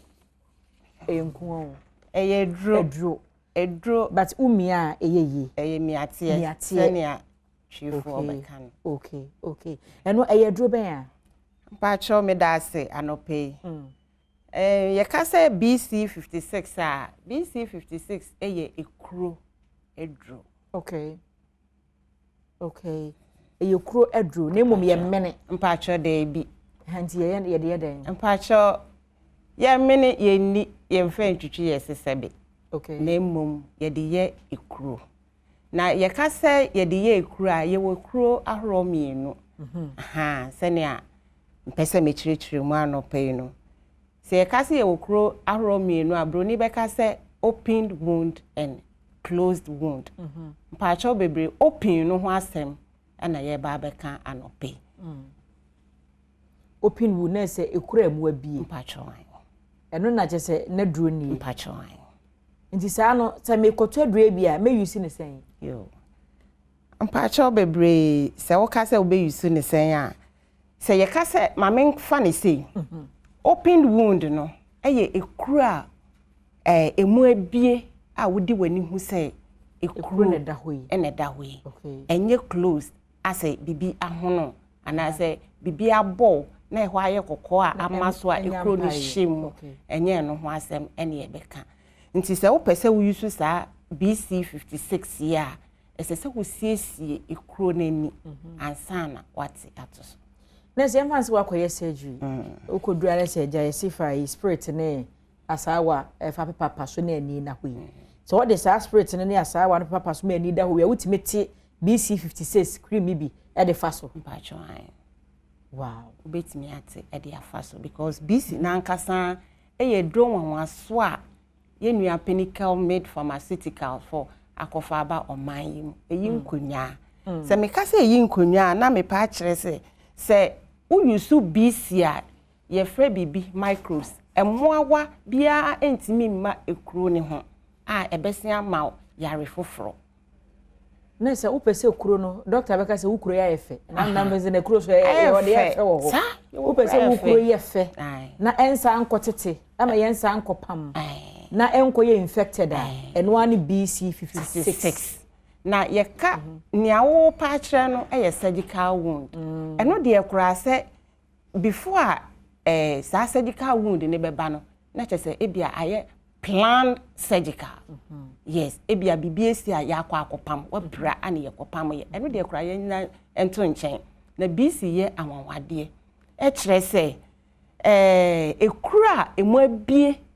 a ye frɛ bibi tissues no atete redie no atete ebia ye pam a enyi eja hyo a abompumpunya a apapai ye di BC ye na ne ehu kura BC eye bio ni diabetic wound obi ekura to ne ho adidi ni nipadua ma wako a enko yes because of diabetes aduro ne betumi amakuro nako na me ka kiro wow sa ye fanse nso hie ego bi ho ma ne ho nyina aworo eno so otimi yusu aduro etimi ye adwuma pa because nso hie no egu ho na se wa mpe ho asem anka emoawa betimi aba ekuro nani ama na ye bibi kese especially se wo diabetes a bronica se very rapid chronic development when ni pepa wo ho so no na aye bibi e wo ho a yentimi nka ho asem ebe ye ya sa abayiwa amono anasa abrantie na se yemfa se bia bibi na etwa oketua bi na wa mpe ho asem anka anko pe BCB amfa antoso na enam enu ntini ye betwa wo nipadua no akwa aba bi e de atotwene dia na sebi enekwa mu nti ye besre se nka obekwa akohwehwe BC na wo de atoso na se metiase ya nka nipa dasa ni kura yete wo wonim da akuro betu wonim da ankwanhia beto nti nka wote ho kura ordinarily na wose wonya BC bi to baabi na bibi ni a wafrase de aye okay eni ahwe mfaso ba na wo BC so yusu a advantages be na menya esiane se BC ye edro wonwaso a ye de nhabandro na ayenti side effect bia eni ho na mfaso a BC eyema yen eni o mamu ni nyina ne se BC no eba ma ekura eye slow healing ekura eche as waji atena se sa nti esebuska ena ne grams no so 50 gram eso fine uyusu a eche ansana ayeden asa ena afen so se uyusu BC a ekuro na nanka empese ewu no ema redie foforo na efefe eba no enya ahoden ema moja timi di afrusane ewo redie no mu a ebetimi ewu ntem sise ka BC asem de a eyedeja senia ye maame ne ye papa no beka no okay yenhwe ye ka ho asem sei no aso obi dem ye fa nse bikwa me bie pharmacy me pedudu atu akoguma mama me kwan ma betimi abetu ni sa akwanya da ho okay Calmade Pharmaceutical Limited abie ne pono ato ho ama obi biara mpo se wo man mu na se bia wonni adwuma pebibi kakra na ko Calmade na ko fa adro bi se ya adro papa hospital bia ahase a omotro ema ayarefo a omokoto enye adro a ye de ahye se bisumi ase obi anim ho asem e wa abonten ayeton enti se wonni adwuma ye kwa betimi akoto bi pharmacy bia obi biara oton adro se eye abrofudro ana bibidro betimi akoto bi na odi a to store mu a obi bia ba obetimi ato bi yenhwe type no te sen ye ba akopɛ ye wo akase ye ho na ye wo nketwa na mpacho na ye wo nketwa which is 20 gram okay ana ye wo kese nso a 50 gram but for now ne de ase akase no ekɔ nti sese no ya maintain kese no ade so do to anu atokase to no preko yenhwe nese ewo pharmacies ewo pharmacy bia ewo man mu enye eduru a eye eduru omunnim ho asem a doctor for akukudam ya yaresa bia kese a ewo man mu nyina broni beka se referral points enyina omunnim eduru no a omahase etroma omayarefo nti ukọ pharmacy bia obenya bi okay bacho okay final words to wo mo ehwe ye ne number bi ho mbefra na yen sorry bacho yo masem kakra me de betu jani say enne oman yi mu esikasem ayeden nti ekuro tuwa bacho men twen so kona kope BC 56 BC eye edroma wanso a Calmade Pharmaceuticals akofa aba oman yi mu eyi nkonwa ankasa senia ye maame ne mo beka no eye awanwade eye dura ya giatum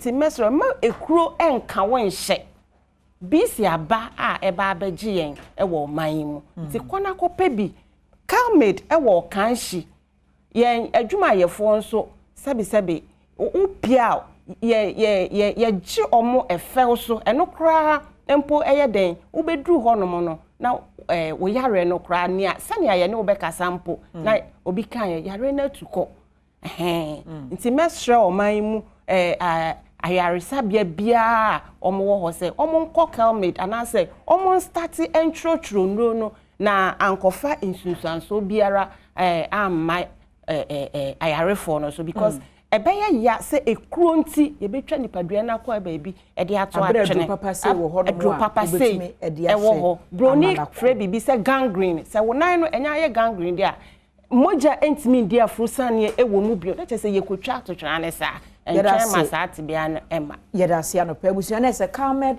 Pharmaceuticals Limited 0546 987444 number no go screen so no ase ho no fa na no amoni nkita ho na adru papa bi ti se BC 56 cream no wonom ema oba busua me sorry so na me kode a na awoda pastronko oho happy special birthday enko ema efiama nko atamakro ne chocho mucho na chiriba we enya ne ba we na chiriba because ye ne na botipen ne ba abaya panyini Lauren Sedem Tamaklo ene eya woda enti Mr and Mrs Tamaklo say omoba no yenka nche ne say omana woda passion ko ye wa hanyina so ye ma woda passion ko happy birthday to Lauren Sedem Tamaklo me konso na Meda Living Waters Hospital penifo nyina say ye Dr. Obobi ka ho bi Vincent so VIP department scan for Madam Wase no odo sonko a mo kire me ne na bugu so a mo kire me wo hia me a e akai se obefre me anoche wa ba adwo se wa me sorry mpense mu akwasinsia edit wa so me mo achi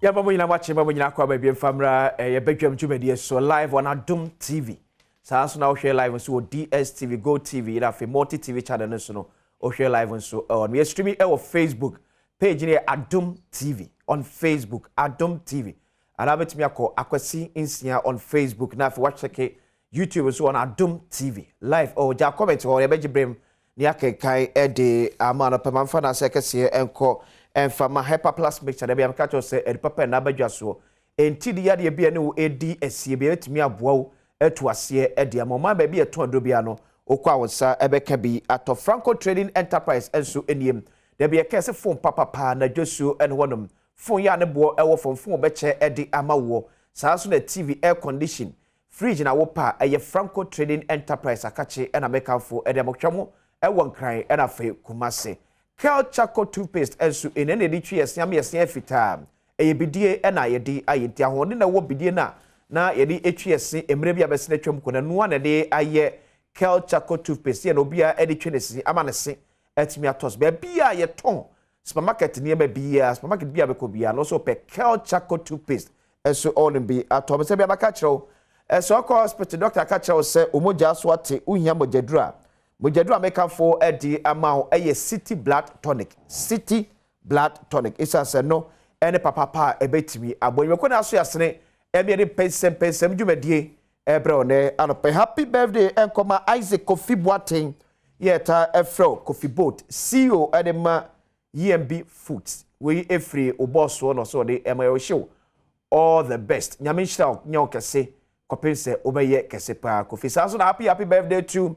Said number fear man kwata maklo first born na wanya 13 years nyame chira we furu mama no papa abusua na adofo nyina chense nyame enyo kese kopemsem obeye kese pa. So a very good morning to mama Esther ya wo Kumasi Santase market which are anopa we every eja no wa onum bibia bokode mama nyame chira kopemse obeye enchiramu enchirapa yababedi enkomo ne anopedi nyina efa domestic debt exchange ya abai edi abakwan efa so aboa akrakra ye kawo o men ye distance be ya ebukam emfamfa yeso ena wona abekasemu ebie eye Christian Council of Ghana emu penfo asmo muka nyina ene sewmu de deadline 31st na ban pokrade about 31st January 2023 say obey discussion Christian Council of Ghana say omuntwani nyina mu na yanko back to the drawing board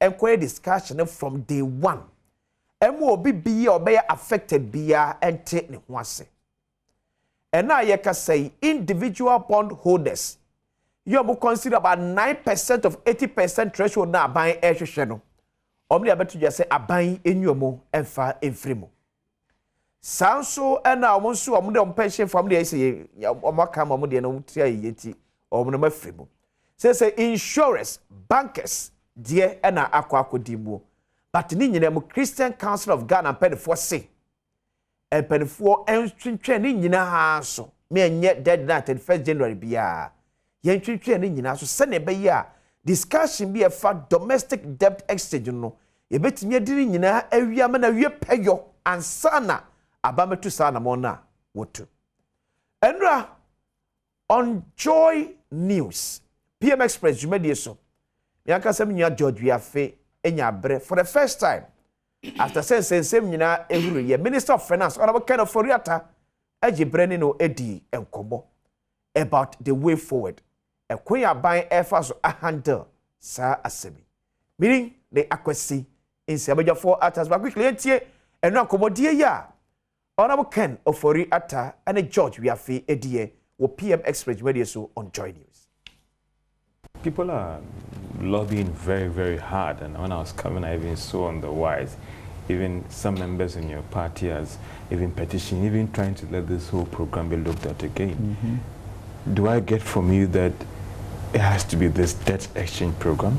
Oh yeah, by all means, and there is no turning back on this. I have no question about that. Absolutely not. The question becomes impact and what you do, as we have done with the financial institutions, as what we are doing with the unions, etc., to bring that. George, for 137 billion, for you to be spending 50–70% of your revenue to service that, it's untenable. How do you reduce that? It is what we are trying to do. Would it affect all of us? Yes. Are there any ways to cushion, such as bringing a financial stability fund to support the institutional basis, looking at the unions, see exactly what you can do with the pension funds, you know, to reduce the impact, going to look at individual bondholders and see how we manage it. But we have to manage that, and we have to change, you know, the look and face of our domestic debt. Some have described this as a necessary evil, but some also said that the associated shocks that it comes with the economy. What are you doing about that? I engaged a lawyer for Sidote, and he cited in the 80s where when you had a certain amount of money, the government was coming after you. There was banking sector cleanup, there were pockets of savings and loans companies and all the rest. And we've gone through all these phases. Just when we were coming out of these challenges and there was a rebound, there's a debt exchange program. The fear is about the impact of this on the whole financial sector confidence as well. Are you worried as the minister? And what are you doing about this? You're always worried. I mean, George, I mean, you've been here with us these 6 years in which we inherited an asset quality review. That was just terrible. And the banking system may have been at some of its lowest. You know, we had to make a strong intervention, spend, you know, quite a bit of money, 25 billion and change, to be able to recreate a banking system that really has been healthy. And you are saying just as we're getting out of it. So what occurred in between then? And as those interventions of COVID and the Ukraine experience that we have, now we also use our buffers very strongly during the COVID period, in which, unlike most places, we ended up with, you know, a lot more life saved than any other places, you know. But given that that has happened, the question then is, how do we get out and know that we've done it before and we can do it again? And that's the path that we are taking. But I think the issue of certain structural reforms, which we are discussing with a lot of people, are also what is really expected of this government. And some hard decisions, including a debt exchange, including reforms, commitment basis for expenditures, etc. How do we look at the ministries? What are we going to do about these flagship programs? All of those are critical components of this journey that we have embarked on. And we will be successful. And are you prepared taking those tough post-debt exchange program measures to help consolidate the gains? Because the banks, for instance, are estimating about 65 billion Ghana cedis impact on them if this thing goes I mean, ahead. I think the analysis... Someone saying that they're going to put the monies under their pillows. Well, I mean, there are consequences to these things. How do you mitigate it? And really, what is the alternative? The alternative is a disorderly process, which we don't want. So how do you manage that in a way? Eti way Honorable Ken Ofori Atta and no akobotwetwe on George Biafe o PM Express media so on Joy News ebi na yabo amatiere Honorable Collins Adamako Mensa NPP member of parliament madehye wo Efija Kwabre North in Ashanti region so na Ambrose Amwa Ashia former DC Upper Dentra West and so ewanum abia former channel pay yeah I don't have to must me who be. So we invite him. I think a few way then they can me ba. Sure. You know, many of them who na che. I think say share once a wa. Okay. Since then you share bi you know. Me ma no afin shapa.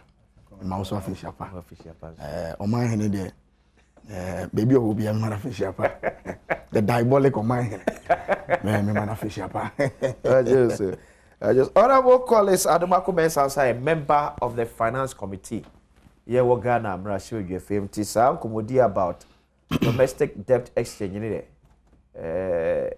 eni na hye because parliament they started free and ababedru Ghana for na nyina on wakwa babiem domestic debt exchange and the Christian Council of Ghana for the number 2 say e be kra ka ban suspend bibia ne deadline bi eda ho bia ne enye proper consultation about it. No minia me da se na edin kan no menchia me namfo bia o mabedu Ghana. Okay.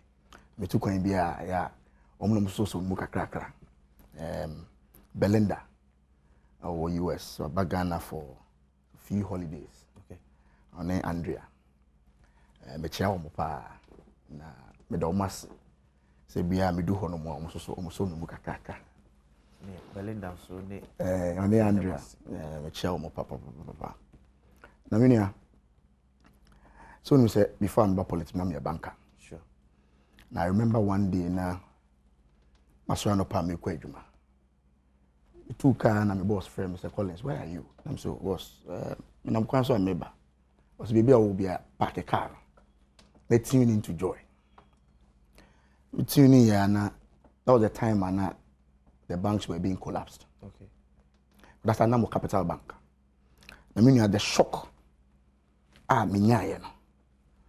don't wish that on anybody. And that is why as our bond issue where a cosunino.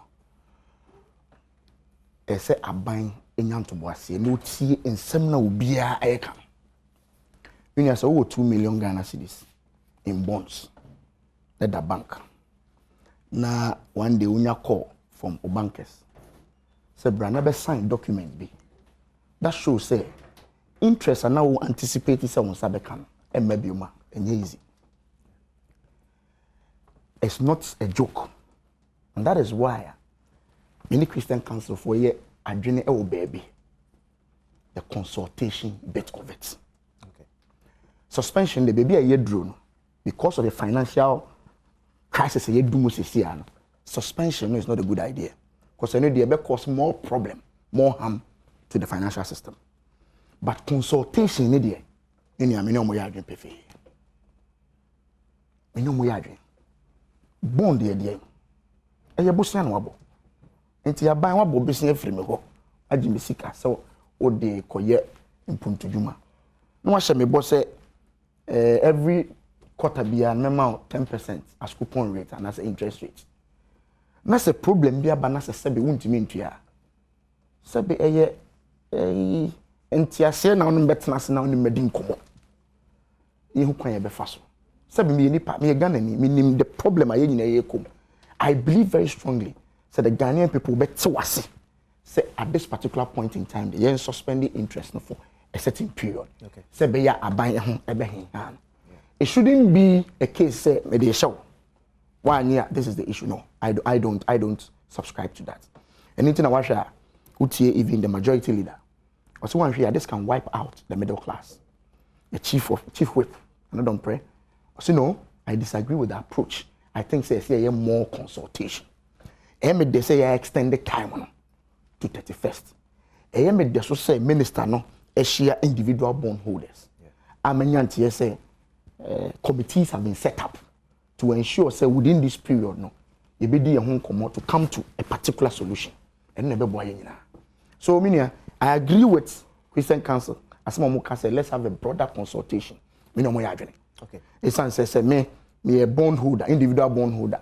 Na sebe me 50,000 be to commercial bank say fanto bond money. Na me call say me sign document be na next year me year. It is not something that we should toy with. But as member of the finance committee, Abraham will go through 2023 budget. Money board domestic debt exchange program so we have full understanding of what actually it entails. It didn't come to Parliament. How? Yes, said debt exchange, they don't necessarily have to come to Parliament. say 2023 budget no. No, they not necessarily.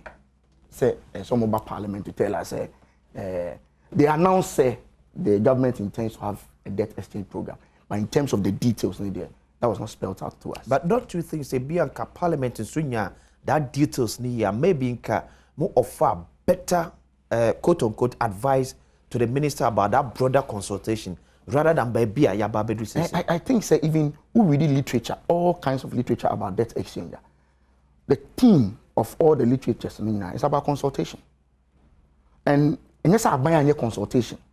It's turning out say I'm broad enough. Anything you can want them say the nipa amount for air can want them. That's why I'm happy say minister share individual bondholders. When say bondholders, some association we are sure we share more discussion air course. I'm hoping say by the 31st, said the minister deadline now I extending. I mean the extension of the deadline is an indication say consultation crack also will be until once. And the extended on and continue with the discussion. Okay. And I support, as I said, the Christian Council for can say yeah broader consultation in there. I think I support it, and most people agree with that. The suspension a little bit problematic because they say maybe a year drone in there. See it me demonstrating a debt sustainability path. Okay. And in your IMF program. Okay. And it is suspending the crowd here. And they're very problematic. Okay. Yeah. So out of the 137 billion Ghana cedis now, my friend say, obey me area fencing. Also, you will be 80% participating. That's about 109.6 billion Ghana cedis. Now, say way for Ephraim, pensioners for no, Eddie Ephraim. Individual bondholders and so on constitute about 9%, and so call it for say or more yenyo frame. So, okay, pensioners, you know, any individual bondholders, any Ephraim. It means a government short for about 70%. You know 80%. No. Or more says so much them see with the individual bondholders, and that's more kind say. I don't know dear. Because it will be and only idea what to swa a feeding. Ye maybe and tina airboy and they call hospital near the other. It's about who free more a challenge. It's make us a consultation will bring out our new man working. Once our banker said this year and compares with your interest, yeah. Sure. You'll be surprised if after the consultation, the crime, I make us a baby. Instead of 0, no, make my mama 3%. Okay. Yes, until I make us say, let's allow the consultation to go. Until I agree with the Christian Council for about the consultation bit of it. No. The Abaya person here and say, we need fiscal space. Se can we need be a military or sa coupons na nanka de be a military one. Okay. Until yenye agreement, yes, let's renegotiate. So be am home. That's basically what Abaya is saying. Okay. That is debt exchange. Okay. Basically, it is a I can say more 10% this year. Now some say me 0. Now still want to say with the negotiation, no, you bit man, you bit man add to me so instead of 0, you 2%. Okay. I feel with the man too. Now subsequently no kakaka. So let's continue with the consultation. Make sure say the consultation bit no be ma entiase aba. Say the be ya nya wentwi bia. And as I said, I have gone through that process and I don't wish this for any other person to go through that process. Okay. And to make sure I say, dear Ghana for including even members from your own government, can say, pause, take your time, bring everybody on board. We come to a solution. Well, party for the Uncle say, as a nyachum, it will be a baby because when you have a majority leader, or cabinet meetings, you have your national chairman, your general secretary, or cabinet meetings, and decisions of this nature are taken at cabinet level. So are they telling us say ni hun komoda cabinet say to call for say that broader consultation? You never know because you need cabinet minutes. You never know his presentation at cabinet meeting. Okay. You never know. You never know his presentation at cabinet. Everybody share because a bimsu question mo raise here say even because mo GD atumwa that by 2037, by 14 to 15 years from now, I say obetia that higher percentage. You know. How sure are we say a bidro na ban crowd with car obetim dia fifele sa play? You remember only about this Kobono. Ambrose. Oshe ye. Bibia boko. Yede nyamiase. Ya saboa ko nyamia da romanti. Yede nyamiase. Moje die mo afrisane. Yede nyamiase. Sonso ho ye. Me ho ye. Oyire ne o ma ho ye obusuafo nyina ho ye. Ya ho ye ade achi ya. Ye woni ye betimi adi de na se nyame ne adi no ye upper the west when that so the omochi how to say many the chiri pa amanyo sema ye ni nyina na wo fom okay so be din kunim wo soro a this wa sha ase wo fom nti na say ansa na mrenkran so be si ni trase no na wo de asase aka akire sure e kire say bibia wo fom yeah nti mani wo upper the west pa okay ye wini ye parliamentary seat no for the first time in 2020 okay yankopon ya adumo a ye adwumaden ama mampanyi John Dramani mama Ghana for be na dom ni asan ye adwumaden ni asre denkyirafo nyina se mrahye bedwafi akonwa omo sammo ene ensentu anamanko enimyo so what so gina dada umpe kwa bladufo oh dabi na se me kan wo ha dabi a se ye friend say enso nyame ye wo ha ye nkofa kai dabi so what ya se enso nyame ye gina ho a ye nkofa kai dabi enti me ye John Dramani mama ne ba de se prekope so gidi mapa se enwoma oba ya obeye ye ne ade di pefe se obo no homodin no okay bebo na mo na kone me san se di onim to no ne de ne gina to no ano okay I was the Christian Council of Ghana for position on this domestic debt exchange when say I don't even know how to put it but utie enzemo a me brother e kan ni nyina no a na ibusa se ne krakra ne sei ekosi sei na echire pefe se omampenya be de echire Mahmoud Bawumia economic management mu a woda no no o me digana fo nyina hwemo enu na me abedru di abedri ndi minu en wo kan nsem no hu se enoma bi ye ne ya enoma bi nkoyi na enen wo hwemu a majority leader can be majority chief whip can be echire pefe se baby ayaduru no enye okay na me sure say what is ansemi da won say emire bi na anoma osidua so wo sun bebre na chichide ka kire ahoma se ka kire anoma se nisu a wo sun no ahwe adaache de asem meba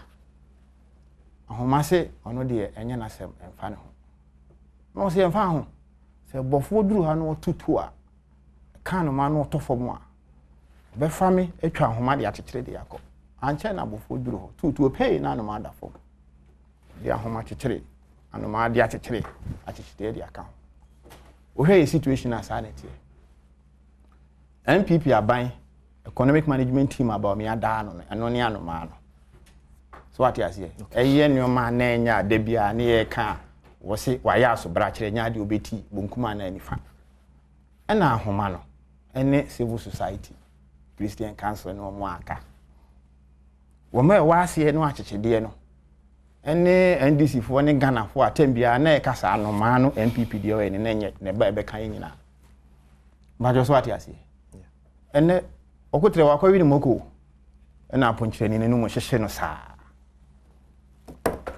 na we de nke ko ni sei ene ba ni sei said asma mi kan wati ase wa hu se aba we hya ase se wo gibisian bebre e ka se bisian ya oji ebe ha adwene wa gibisian na ne mi no ka se ne e wo hanchiche mu nan wo de tutu ye japade ho a de friend ye debt to GDP e se ka o ma we de kura a Dawson chain a japade a wo sisi ya ye kasa sisi so the contingent liabilities I work state owned enterprises ni nyina eka ho besian so ji a wutu aka anamboa o sen tuansi ho so e de ka ani ani na ma na de ekọ na aba be du sei na ni nyina ye reckless expenditure yesika MPP aban we ba o mianom ne ekufu adom aye no sakatu aye no basa ani akwa ne akopem enene ye ka debt exchange ho asem the last time I met you na ye 1972 e champo aban no ne friend unilateral debt repudiation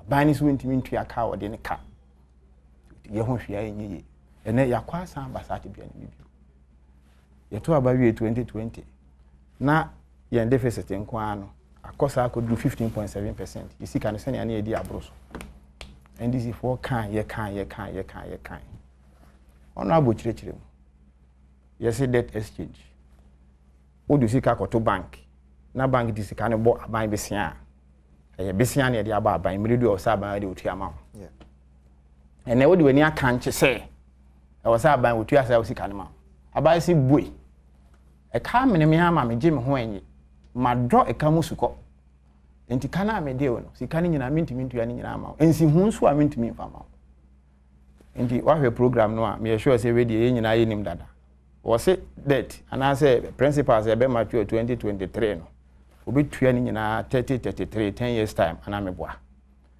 ena de be mature after 2023 no obi tua ni nyina 2038 2037 yes 15 years time ana me boa interest no wadi kan 2023 nsi hu e wo ho no wodi ena dua on ma obi sa na wadi kan on fa ne san kan nya nhihye ni sisi e ho ne gina ansa na de e kwa afia ba ma 5% de e kan ma 10%.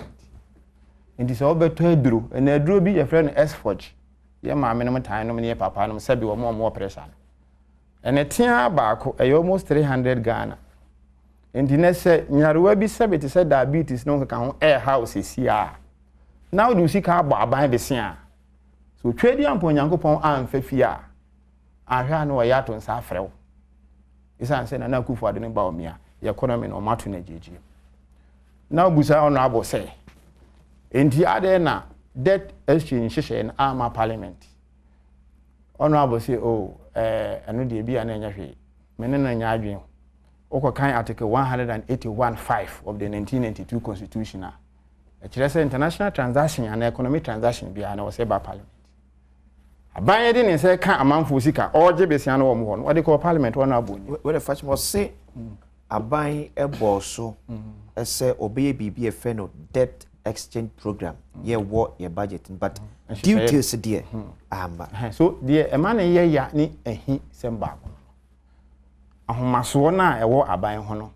e ade a e ha adwene so you see within this situation we find ourselves government is not even magnanimous aban nya pepa into anamo a boa so utie budget na we call 2023 there no ko kan paragraph 275 wa aban gitu mu say yen debt ye ka ye de no ehunihunu e boa fa so yen debt na ye unsustainable yeah ko kan paragraph 276 e ho no ka say wo ba be ye debt exchange program eno nko ani de o kan ehun hyehyeye ekwan a offer so a obehia akuakuo ene de ka ho nyina wanka ne bio de na kanoforiata DC nti mi hu se kanoforiata wa hye fitaa na obeso wo chese won wo ye krogin se su kirema o ka sa bokko kotu babra na edun bia I ha me kakra but so what you say because winning bibi say adwumadie me say o hwe article 181(5) wa o je besia no call parliament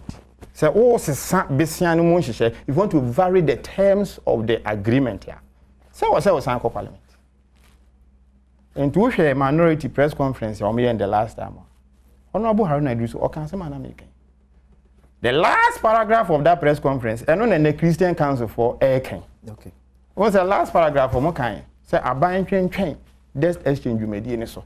Kopim bra obedi nkita ho ye. Adenti na tembia na kan ofori ata our standing deadline. Tembia me kan say de ohun kwakutire ho no. Wonim so ono ne ye de bema na wi anku hu ye. Ye de kwaku ama se hu ni tire ho, wan hu ni ye na enwini bi wo ho. Ye de enkwane ye de ama ho. Enwi na aba ba wi. Ti watu na namo no basa won konso ankosi nkoda adwuma kura also kura yentua aka yentua aka so tena na o ye nyoma broduru endimia baby a yaduru sesia na yade a e ha adwen because we him IMF was saying ansa na ombe my enhanced credit facility of $3 billion no aje say ye ka ye de no ye free 104% of GDP to 55% by 2028 55% are 2016 levels. 2016, brand 9 DC free power, and they debt to GDP. Now you are around 56% on the basis of the rebate figures. And now 2016, and only a more time for 2028. And then I say, Baumia, and I could for Kenoforiata, or my bo main form, or my main ashiasi. Yeah, so one pictures be papa be our yari say ya funny see car man no free bank and be free ho. Yeah. First opinion on Attorney General de mark and Furiata. And for the first time I agreed to go for Dami about this debt and save program. Okoko too at Act 25. Act 25 and only the Contract Act of Ghana said bond no ankasa nhyehyɛ no ɛyɛ contract. Yeah. So mama bond at all ba ko to research treasury bra ya ma for no afele. Sa for ma afele no terms and conditions wo nyina e bind o as the lender e bind the borrower so. Na say wo se sa conditions bi o contract ma on kan chem. Enti Christian Council ɛyɛ so makasa better late than never. But wo ma yedin ache. Edun bi ambusa mo say Nti se mampanyi John Dramani mama pa na ye mampanyi na saa nneomai ekoso wo Ghana pa. Ye benya asofo akuku da mo ankom bebo akiri.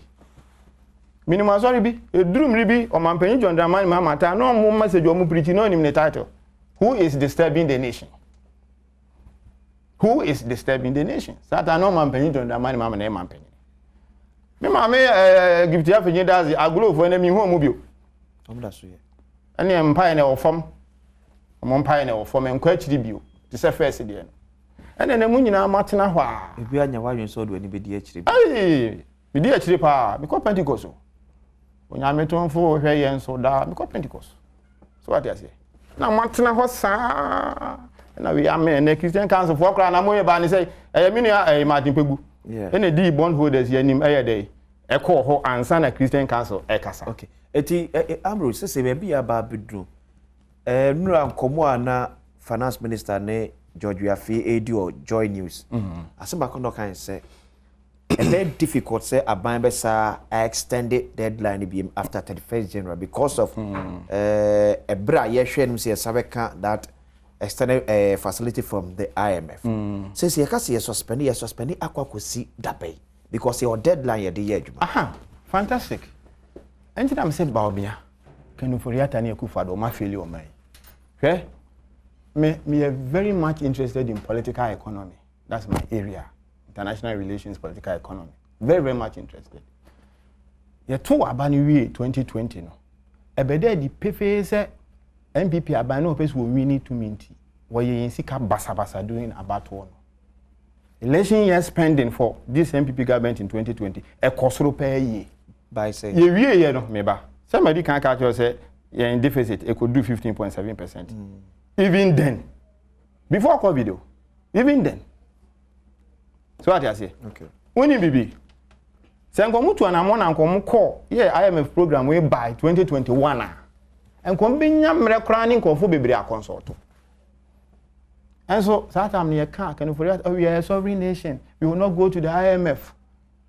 Na womo eke nyina no ye ka kire omo kire se de omo nyi gidi organ mo eno ni ahomaso ni akaka bensem a maka se wa ban we fa ama ye ho akire no ene utumi opentem a secure this debt exchange program se na be ya benya IMF sika meboa se no nti na aka kire se ye ntimi extend ni bio ana meboa enye no nti na aka sa na se ye se anamo a utu kwan anamo e wa no hye ase ye wo opona no o hye ase ntemo a ebi aba this time ka sa ho kire nyina no enka ma no so and they say I say umpeu ya ba wuro wakawa afọ abati I said the meji misika ni minibi ho ana ne ho den enu ni ade a ha adwene no hwe yen banks omukura almost 60 billion of government bonds 65 enye hu nsi hu na omudi tu omadwuma efo ne o ma akaka enye no bia na omde ma omo clients and when you say yan hwe a banks no ebegu enye no na ono abo na okan even insurance companies omusika na akam no ebeze no manyesika dia dua premiums amankofo we nyina ya dia ede di pepese abawe wa feli insurance companies also losing about 55%. Yes. So they say financial sector no so exposed to this exercise because you want $3 billion from the IMF. In most cases you are even calling say yeah front load that amount no enfamo. And the bisinya bebreba ye kan first ye kan 9 people was you man bia deka ampa man bia deka but what they can not meet tua uni problem the America o they can so mutimi tua but then ye they can intimi tua when ma stress em ba akon when ma stress em ba akon when say can for that buy the bond odi kan je ye pa 2.25 billion dollars so ka de na friend kan bond wa en ho asem copy charge no when say the 7-year component na ewo mu no abeso this year aban intimintua sa sika no enti oba ye no Sata mo pa no wose o man benyi John Dramani mama eja na economy a enye no. Animu ho no otimi ejina sa economy no so bo besia. But ono ni de na wose na ayeye no. Sa besia no ntimi ntua. Won wa reho se ma yiwu. Okay, Ambrose. Entina me sha se na me ya analogy se anomane no osu, anomane ni MPP abon ye dede. Civil society ene papa no asofo e kan bi e so mo ka. Ye kan obi so asofo na ne kaka aba. Wontimi nkasa bio. Obi nso se wo hwe cartoons. Obi nso se wo ko retirement into wajai kasaka. Ene ye papa no Christian council for ye papa no asofo yi. O mabusuafo nyina sa de e be affect wo. Anambwa.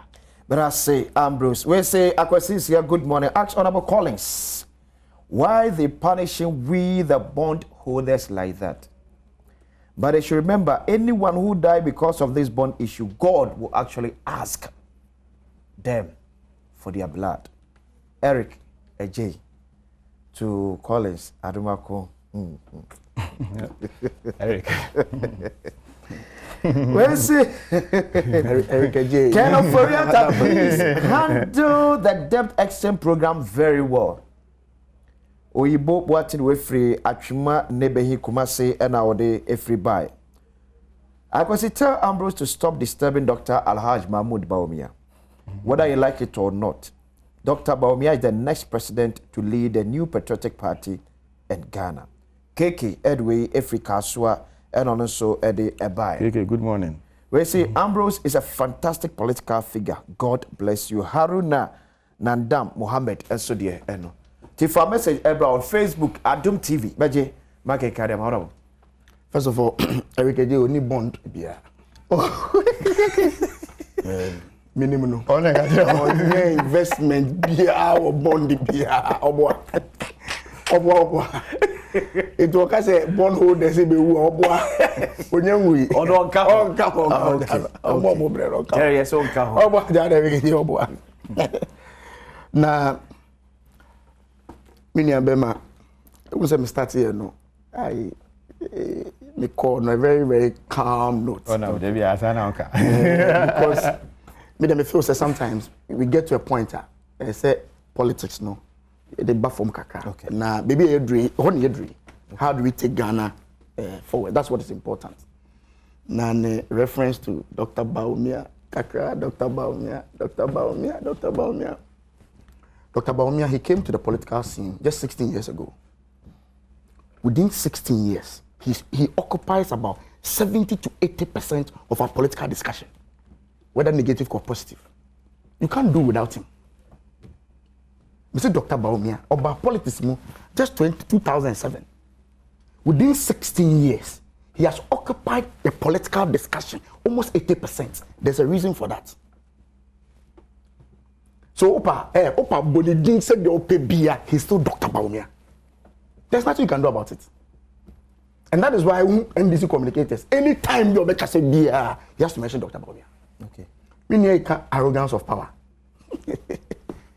It means radio, so it means free radio, so in this country. He's talking about arrogance of power. It means doom light to stadium, light of all. It means free radio, so you ready. And you are talking about arrogance of power. Arrogance of power. Let's say, until I say, no, can say, or my economical, say the bear young call into all these areas. Because when it comes to arrogance of power, the NDC, they shouldn't start that discussion. And I keep saying anytime about them, I'm saying NDC, biggest problem is that they've been in government before. Papa Bermuda, Okasa for almost 10 minutes. Not a single solution. Not a single one solution. All they do is to tell you what the problem is and who to blame for it. No solution. No solution. Also the debts or more 50 something 120 56%. Me patrol busan say calculation ben the man you could do 120 no. Busan say the 50 something na cocoa board debt kan wana. Only debt no can na state owned agencies debts near the kan wana. I'm a finance committee member. I am a phobia I don't say because of the situation they want to add all state owned debts. That's why we are at 120. The accounting for the debt has changed. But at the time, na GMPC loan na omo kan na kan more than 50 now kan na kan. So let's take our time and deal with the issue as it is. There's a problem. Maybe I'm a catch or say, maybe a member of the government. Yeah. I've admitted, say, the process is no, the consultation is enough. And not say, majority leader, can want say, chief whip can want say, yes. A buyer and call for one to be criticizing, that is the government. The end cries, hey. Or see expenditure who here. Chrome expenditure who here. And it's Minia. Don't let us go there. Bass cry a brandy, bass cry a brandy, bass.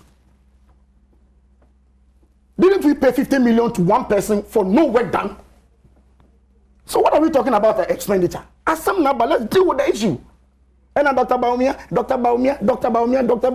I'm saying, say, take it or leave it. He's occupying your space. You can continue to do whatever you want to do. But he's still Dr. Baumia. So meaning I agree with the extended consultation. Me bumpire say yebekoso edin komo. So that we come to an amicable ground. Okay. So we can rally the Ghanaian people along. But this issue about Dr. Baumia and the arrogance of power there, they don't have that ground. Okay. Kenofrata should not cause our downfall because we have a crucial election to win. Walanyo Edway Free Akwetano de Ebai. Honorable quick one, never be said. A bimu question we say. Now, even time now buying a dear towards say, obey me, I'm 15% coupon. Dear lecturer say, enro na Ghana wo sika, ye bet him de afofele that promise. Well, that would be a difficult question for me to answer. But the anticipation is that, say, buying this fiscal space, okay. You have to put in measures, a bit me the economy, you know.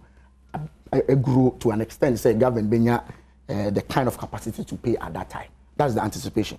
When you IMF, we are hoping, say, a my respite, kaka. Now, the system in the economy, the confidence will come back, industries will continue to grow, so that the economy, GDP, in the so that they are buying more taxes to fulfill that kind of obligation at that time. But as I sit here, I cannot easily predict, but I anticipate to say, based on measures are buying the better honor. By that time, we should be able to. Be out any information available to you. Do you think, say, as of mine, you have to see any me na dia baby do baby every? Oh, I think, say, we a leader. When there's an issue or there's a problem, you should be able to accept that there's a problem. Of course, there are some external factors that Ubia cannot run away from it all over the world. Even the IMF is predicting, say, even this year will be more difficult. And so there are some external factors I need to me. It has affected where we are now. But there are some, so would you to say, there are some things that are buying kasa yeah. On hindsight, I think we could have done it better. That's one you have to. I think you have to be candid enough to accept, say, you could have done some things in a more different way. Okay, there are some programs, social intervention programs are buying the buyer.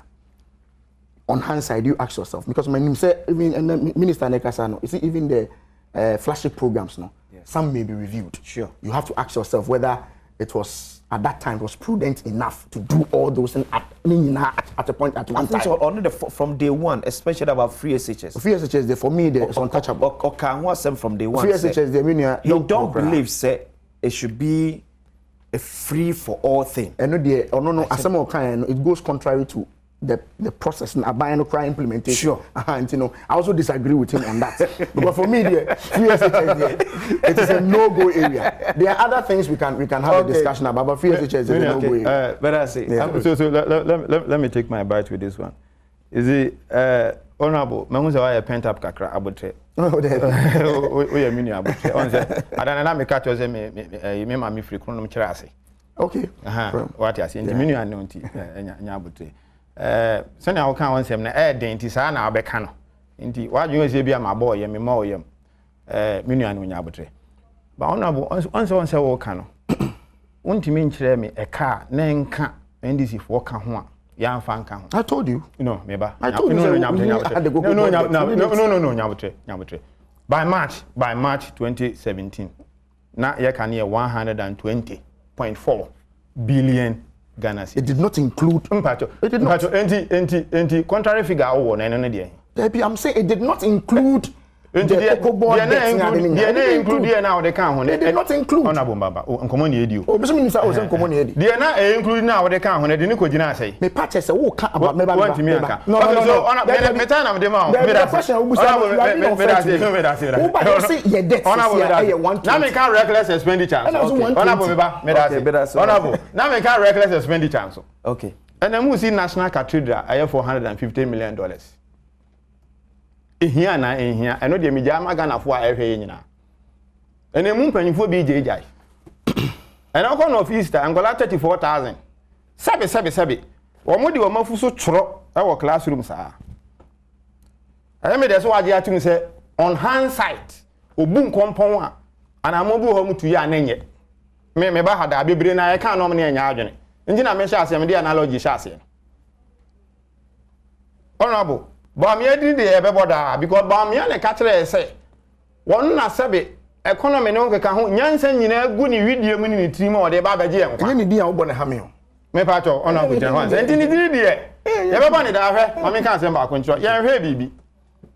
Last year, 2022, from January to December, Moody's, Fitch, one more downgrade the economy, Marco 13 times. What do you check? You been see that. Bravo, me head of the economic management team. Are we saying this to to exclude the fact say the external factors also play role? Everybody knows why. Say be a student of international relations and political economy. Yeah. Honorable so workers and on there no person or can and seminar without politics. Honorable, we with the greatest respect we are a political economy. I don't have any problem with yes, it is a convergence of politics and economics. I get you, but that is what we call political economy. Yes. Honorable, mean to me that our Abraham mobile me or head of economic management. The way you are can say into your mind ahodo no e bin si muda. Is it then a young quiet currency no? So see I no can say the second worst currency in the world. 3-4 months ago near the worst currency. It has been worse before. Near the compare Sri Lanka rupee no. Sana amai de nyina ate. On second for yata wo kasa no. Ebio and any homas one American. Sometimes they should be magnanimous. And that kind of that also refer to COVID. Russia and Ukraine, your major icon. But no one can say binding competence. All kind of some credit never chef it out, can no say COVID. And the amount actually one share and I say na aya barrier didn't to say Ghana the NAI. Edru me be a yen to say Manya dear. You're very sincere with ourselves. I like you very much. I watch you on many platforms. Me pass empower a young man to say me. But clearly when you say me. Oh, na say when you fear me. When you say me. Oh, that when you fear me. I'm sure when you say me. No, I feel I feel me 40. Say so me no na ma hwe because of fast ni me. Anambwa. Oh yeah, so I'm in my 40th year. Yes, I made 14 November 2nd. Now so when the 14 that. David, me 40 September last year. And that's when the 14 that. What the 14 that. So I say, and me no na ma, I say think that ya me time and what fast ni me. No you say me. But me read mu pi.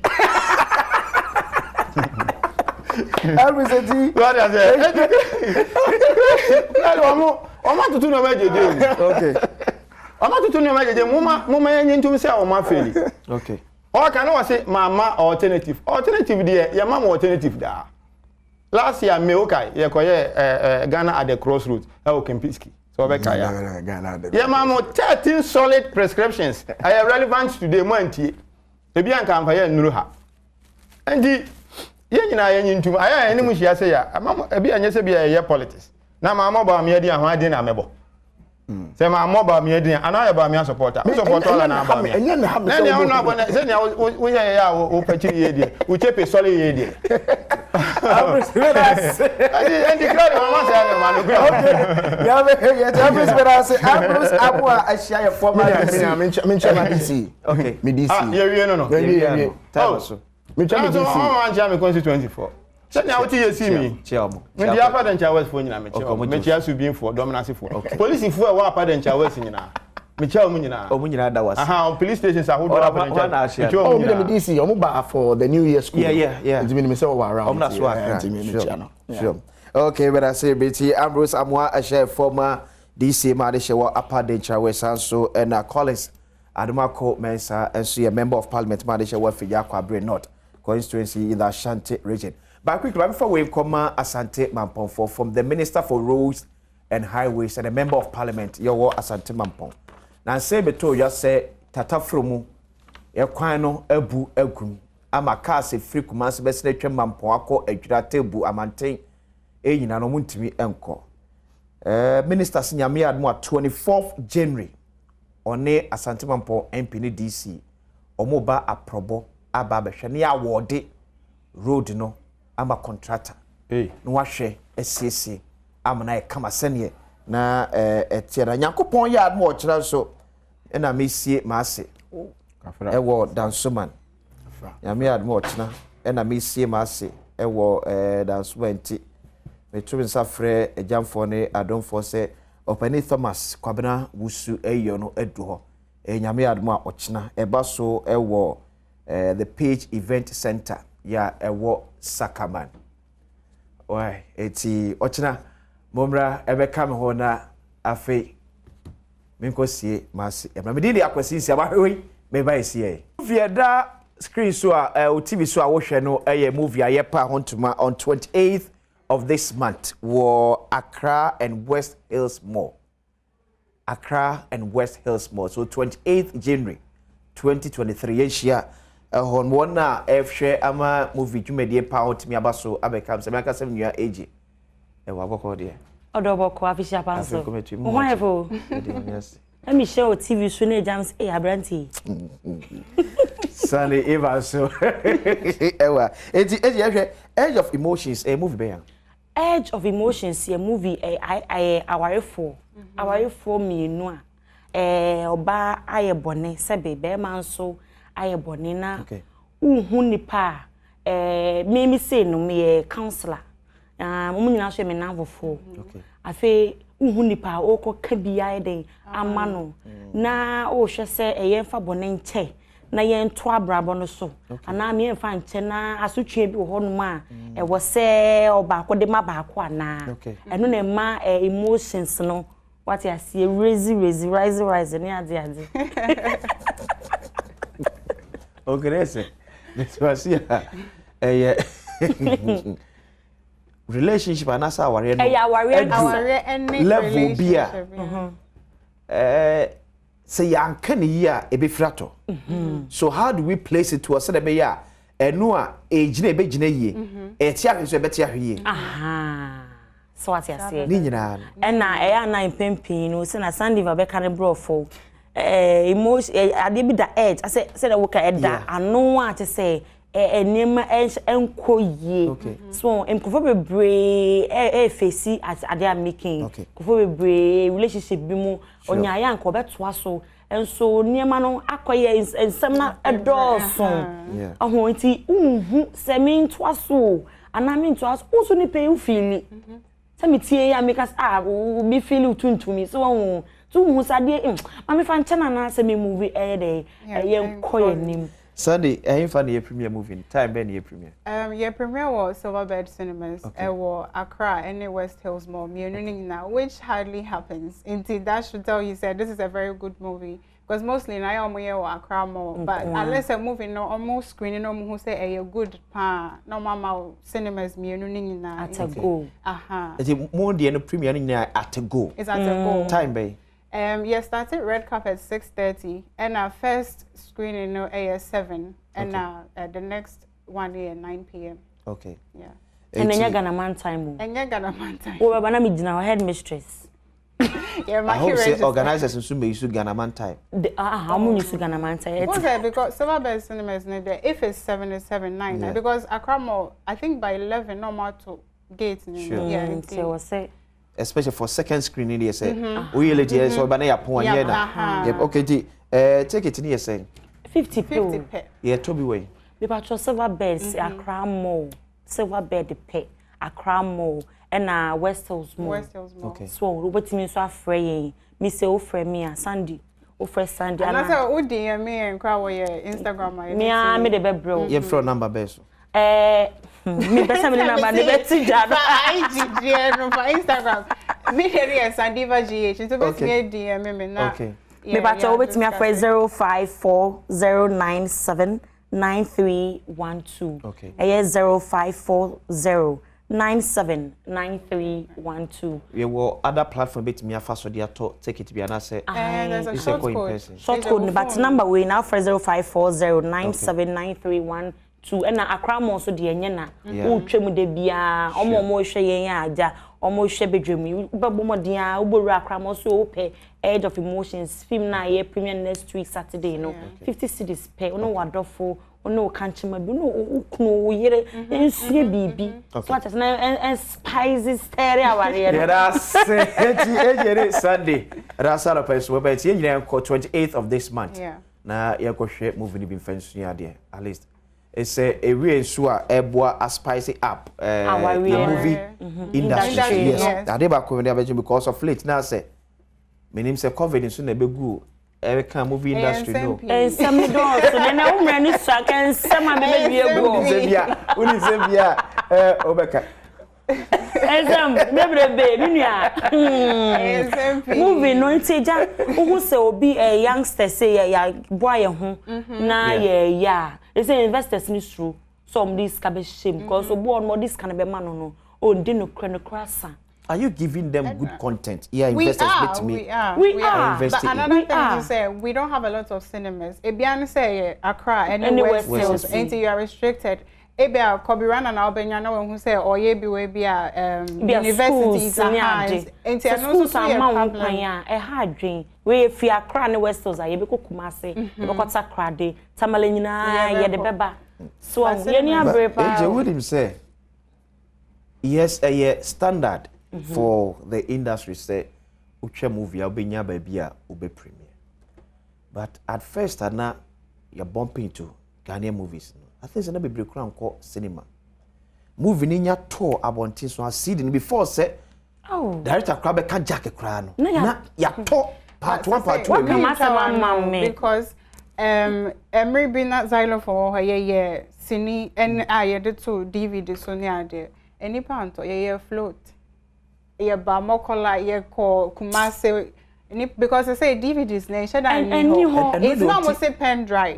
Pen drive no so the to so ebe ma movie no boy is it because technology no a BT abra ye move from cassette CD to digital world a BT and you know still we are find difficult to position ourselves. We don't say emre dane na why dey what dane hu emre ye wo mu say na kwa social media CD a wuke and can the best hand and why no koto CDs say this one tonton movie CDs na nyina dey for mobile phones ni memory card ni ada phone to CD am phone to it who ye producer na Ghanaian producer titiri na say we movie no we nya platform afan to so and we nya Netflix ya afan to so one ma Adom TV am premiere movie am say ya ba ha ya me do ebeka dem so wanya ne sanso sika na odi twaye me wo frem se me betwa o senior o ma me sika ka ma o be ma me kaska Sandiva o be sika itina producer no waboka no no me do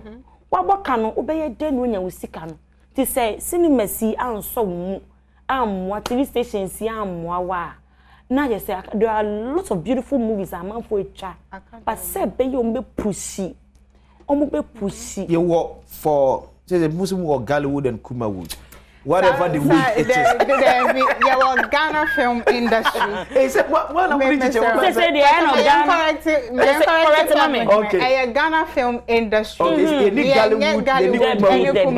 say Ghana film industry. Okay.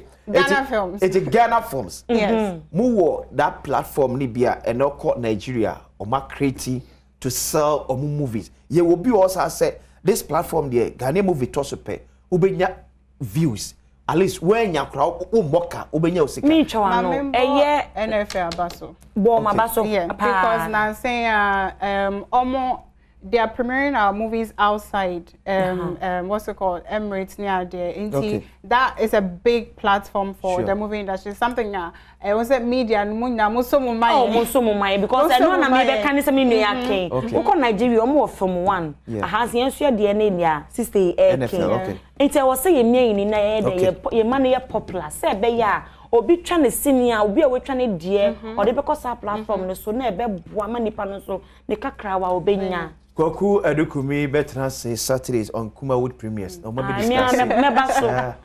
Same way, Sundays rather. AJ, any Sunday, but I was every Sunday on Pemba. Miss me that was Adom TV, Nyamisham. Nyamisham.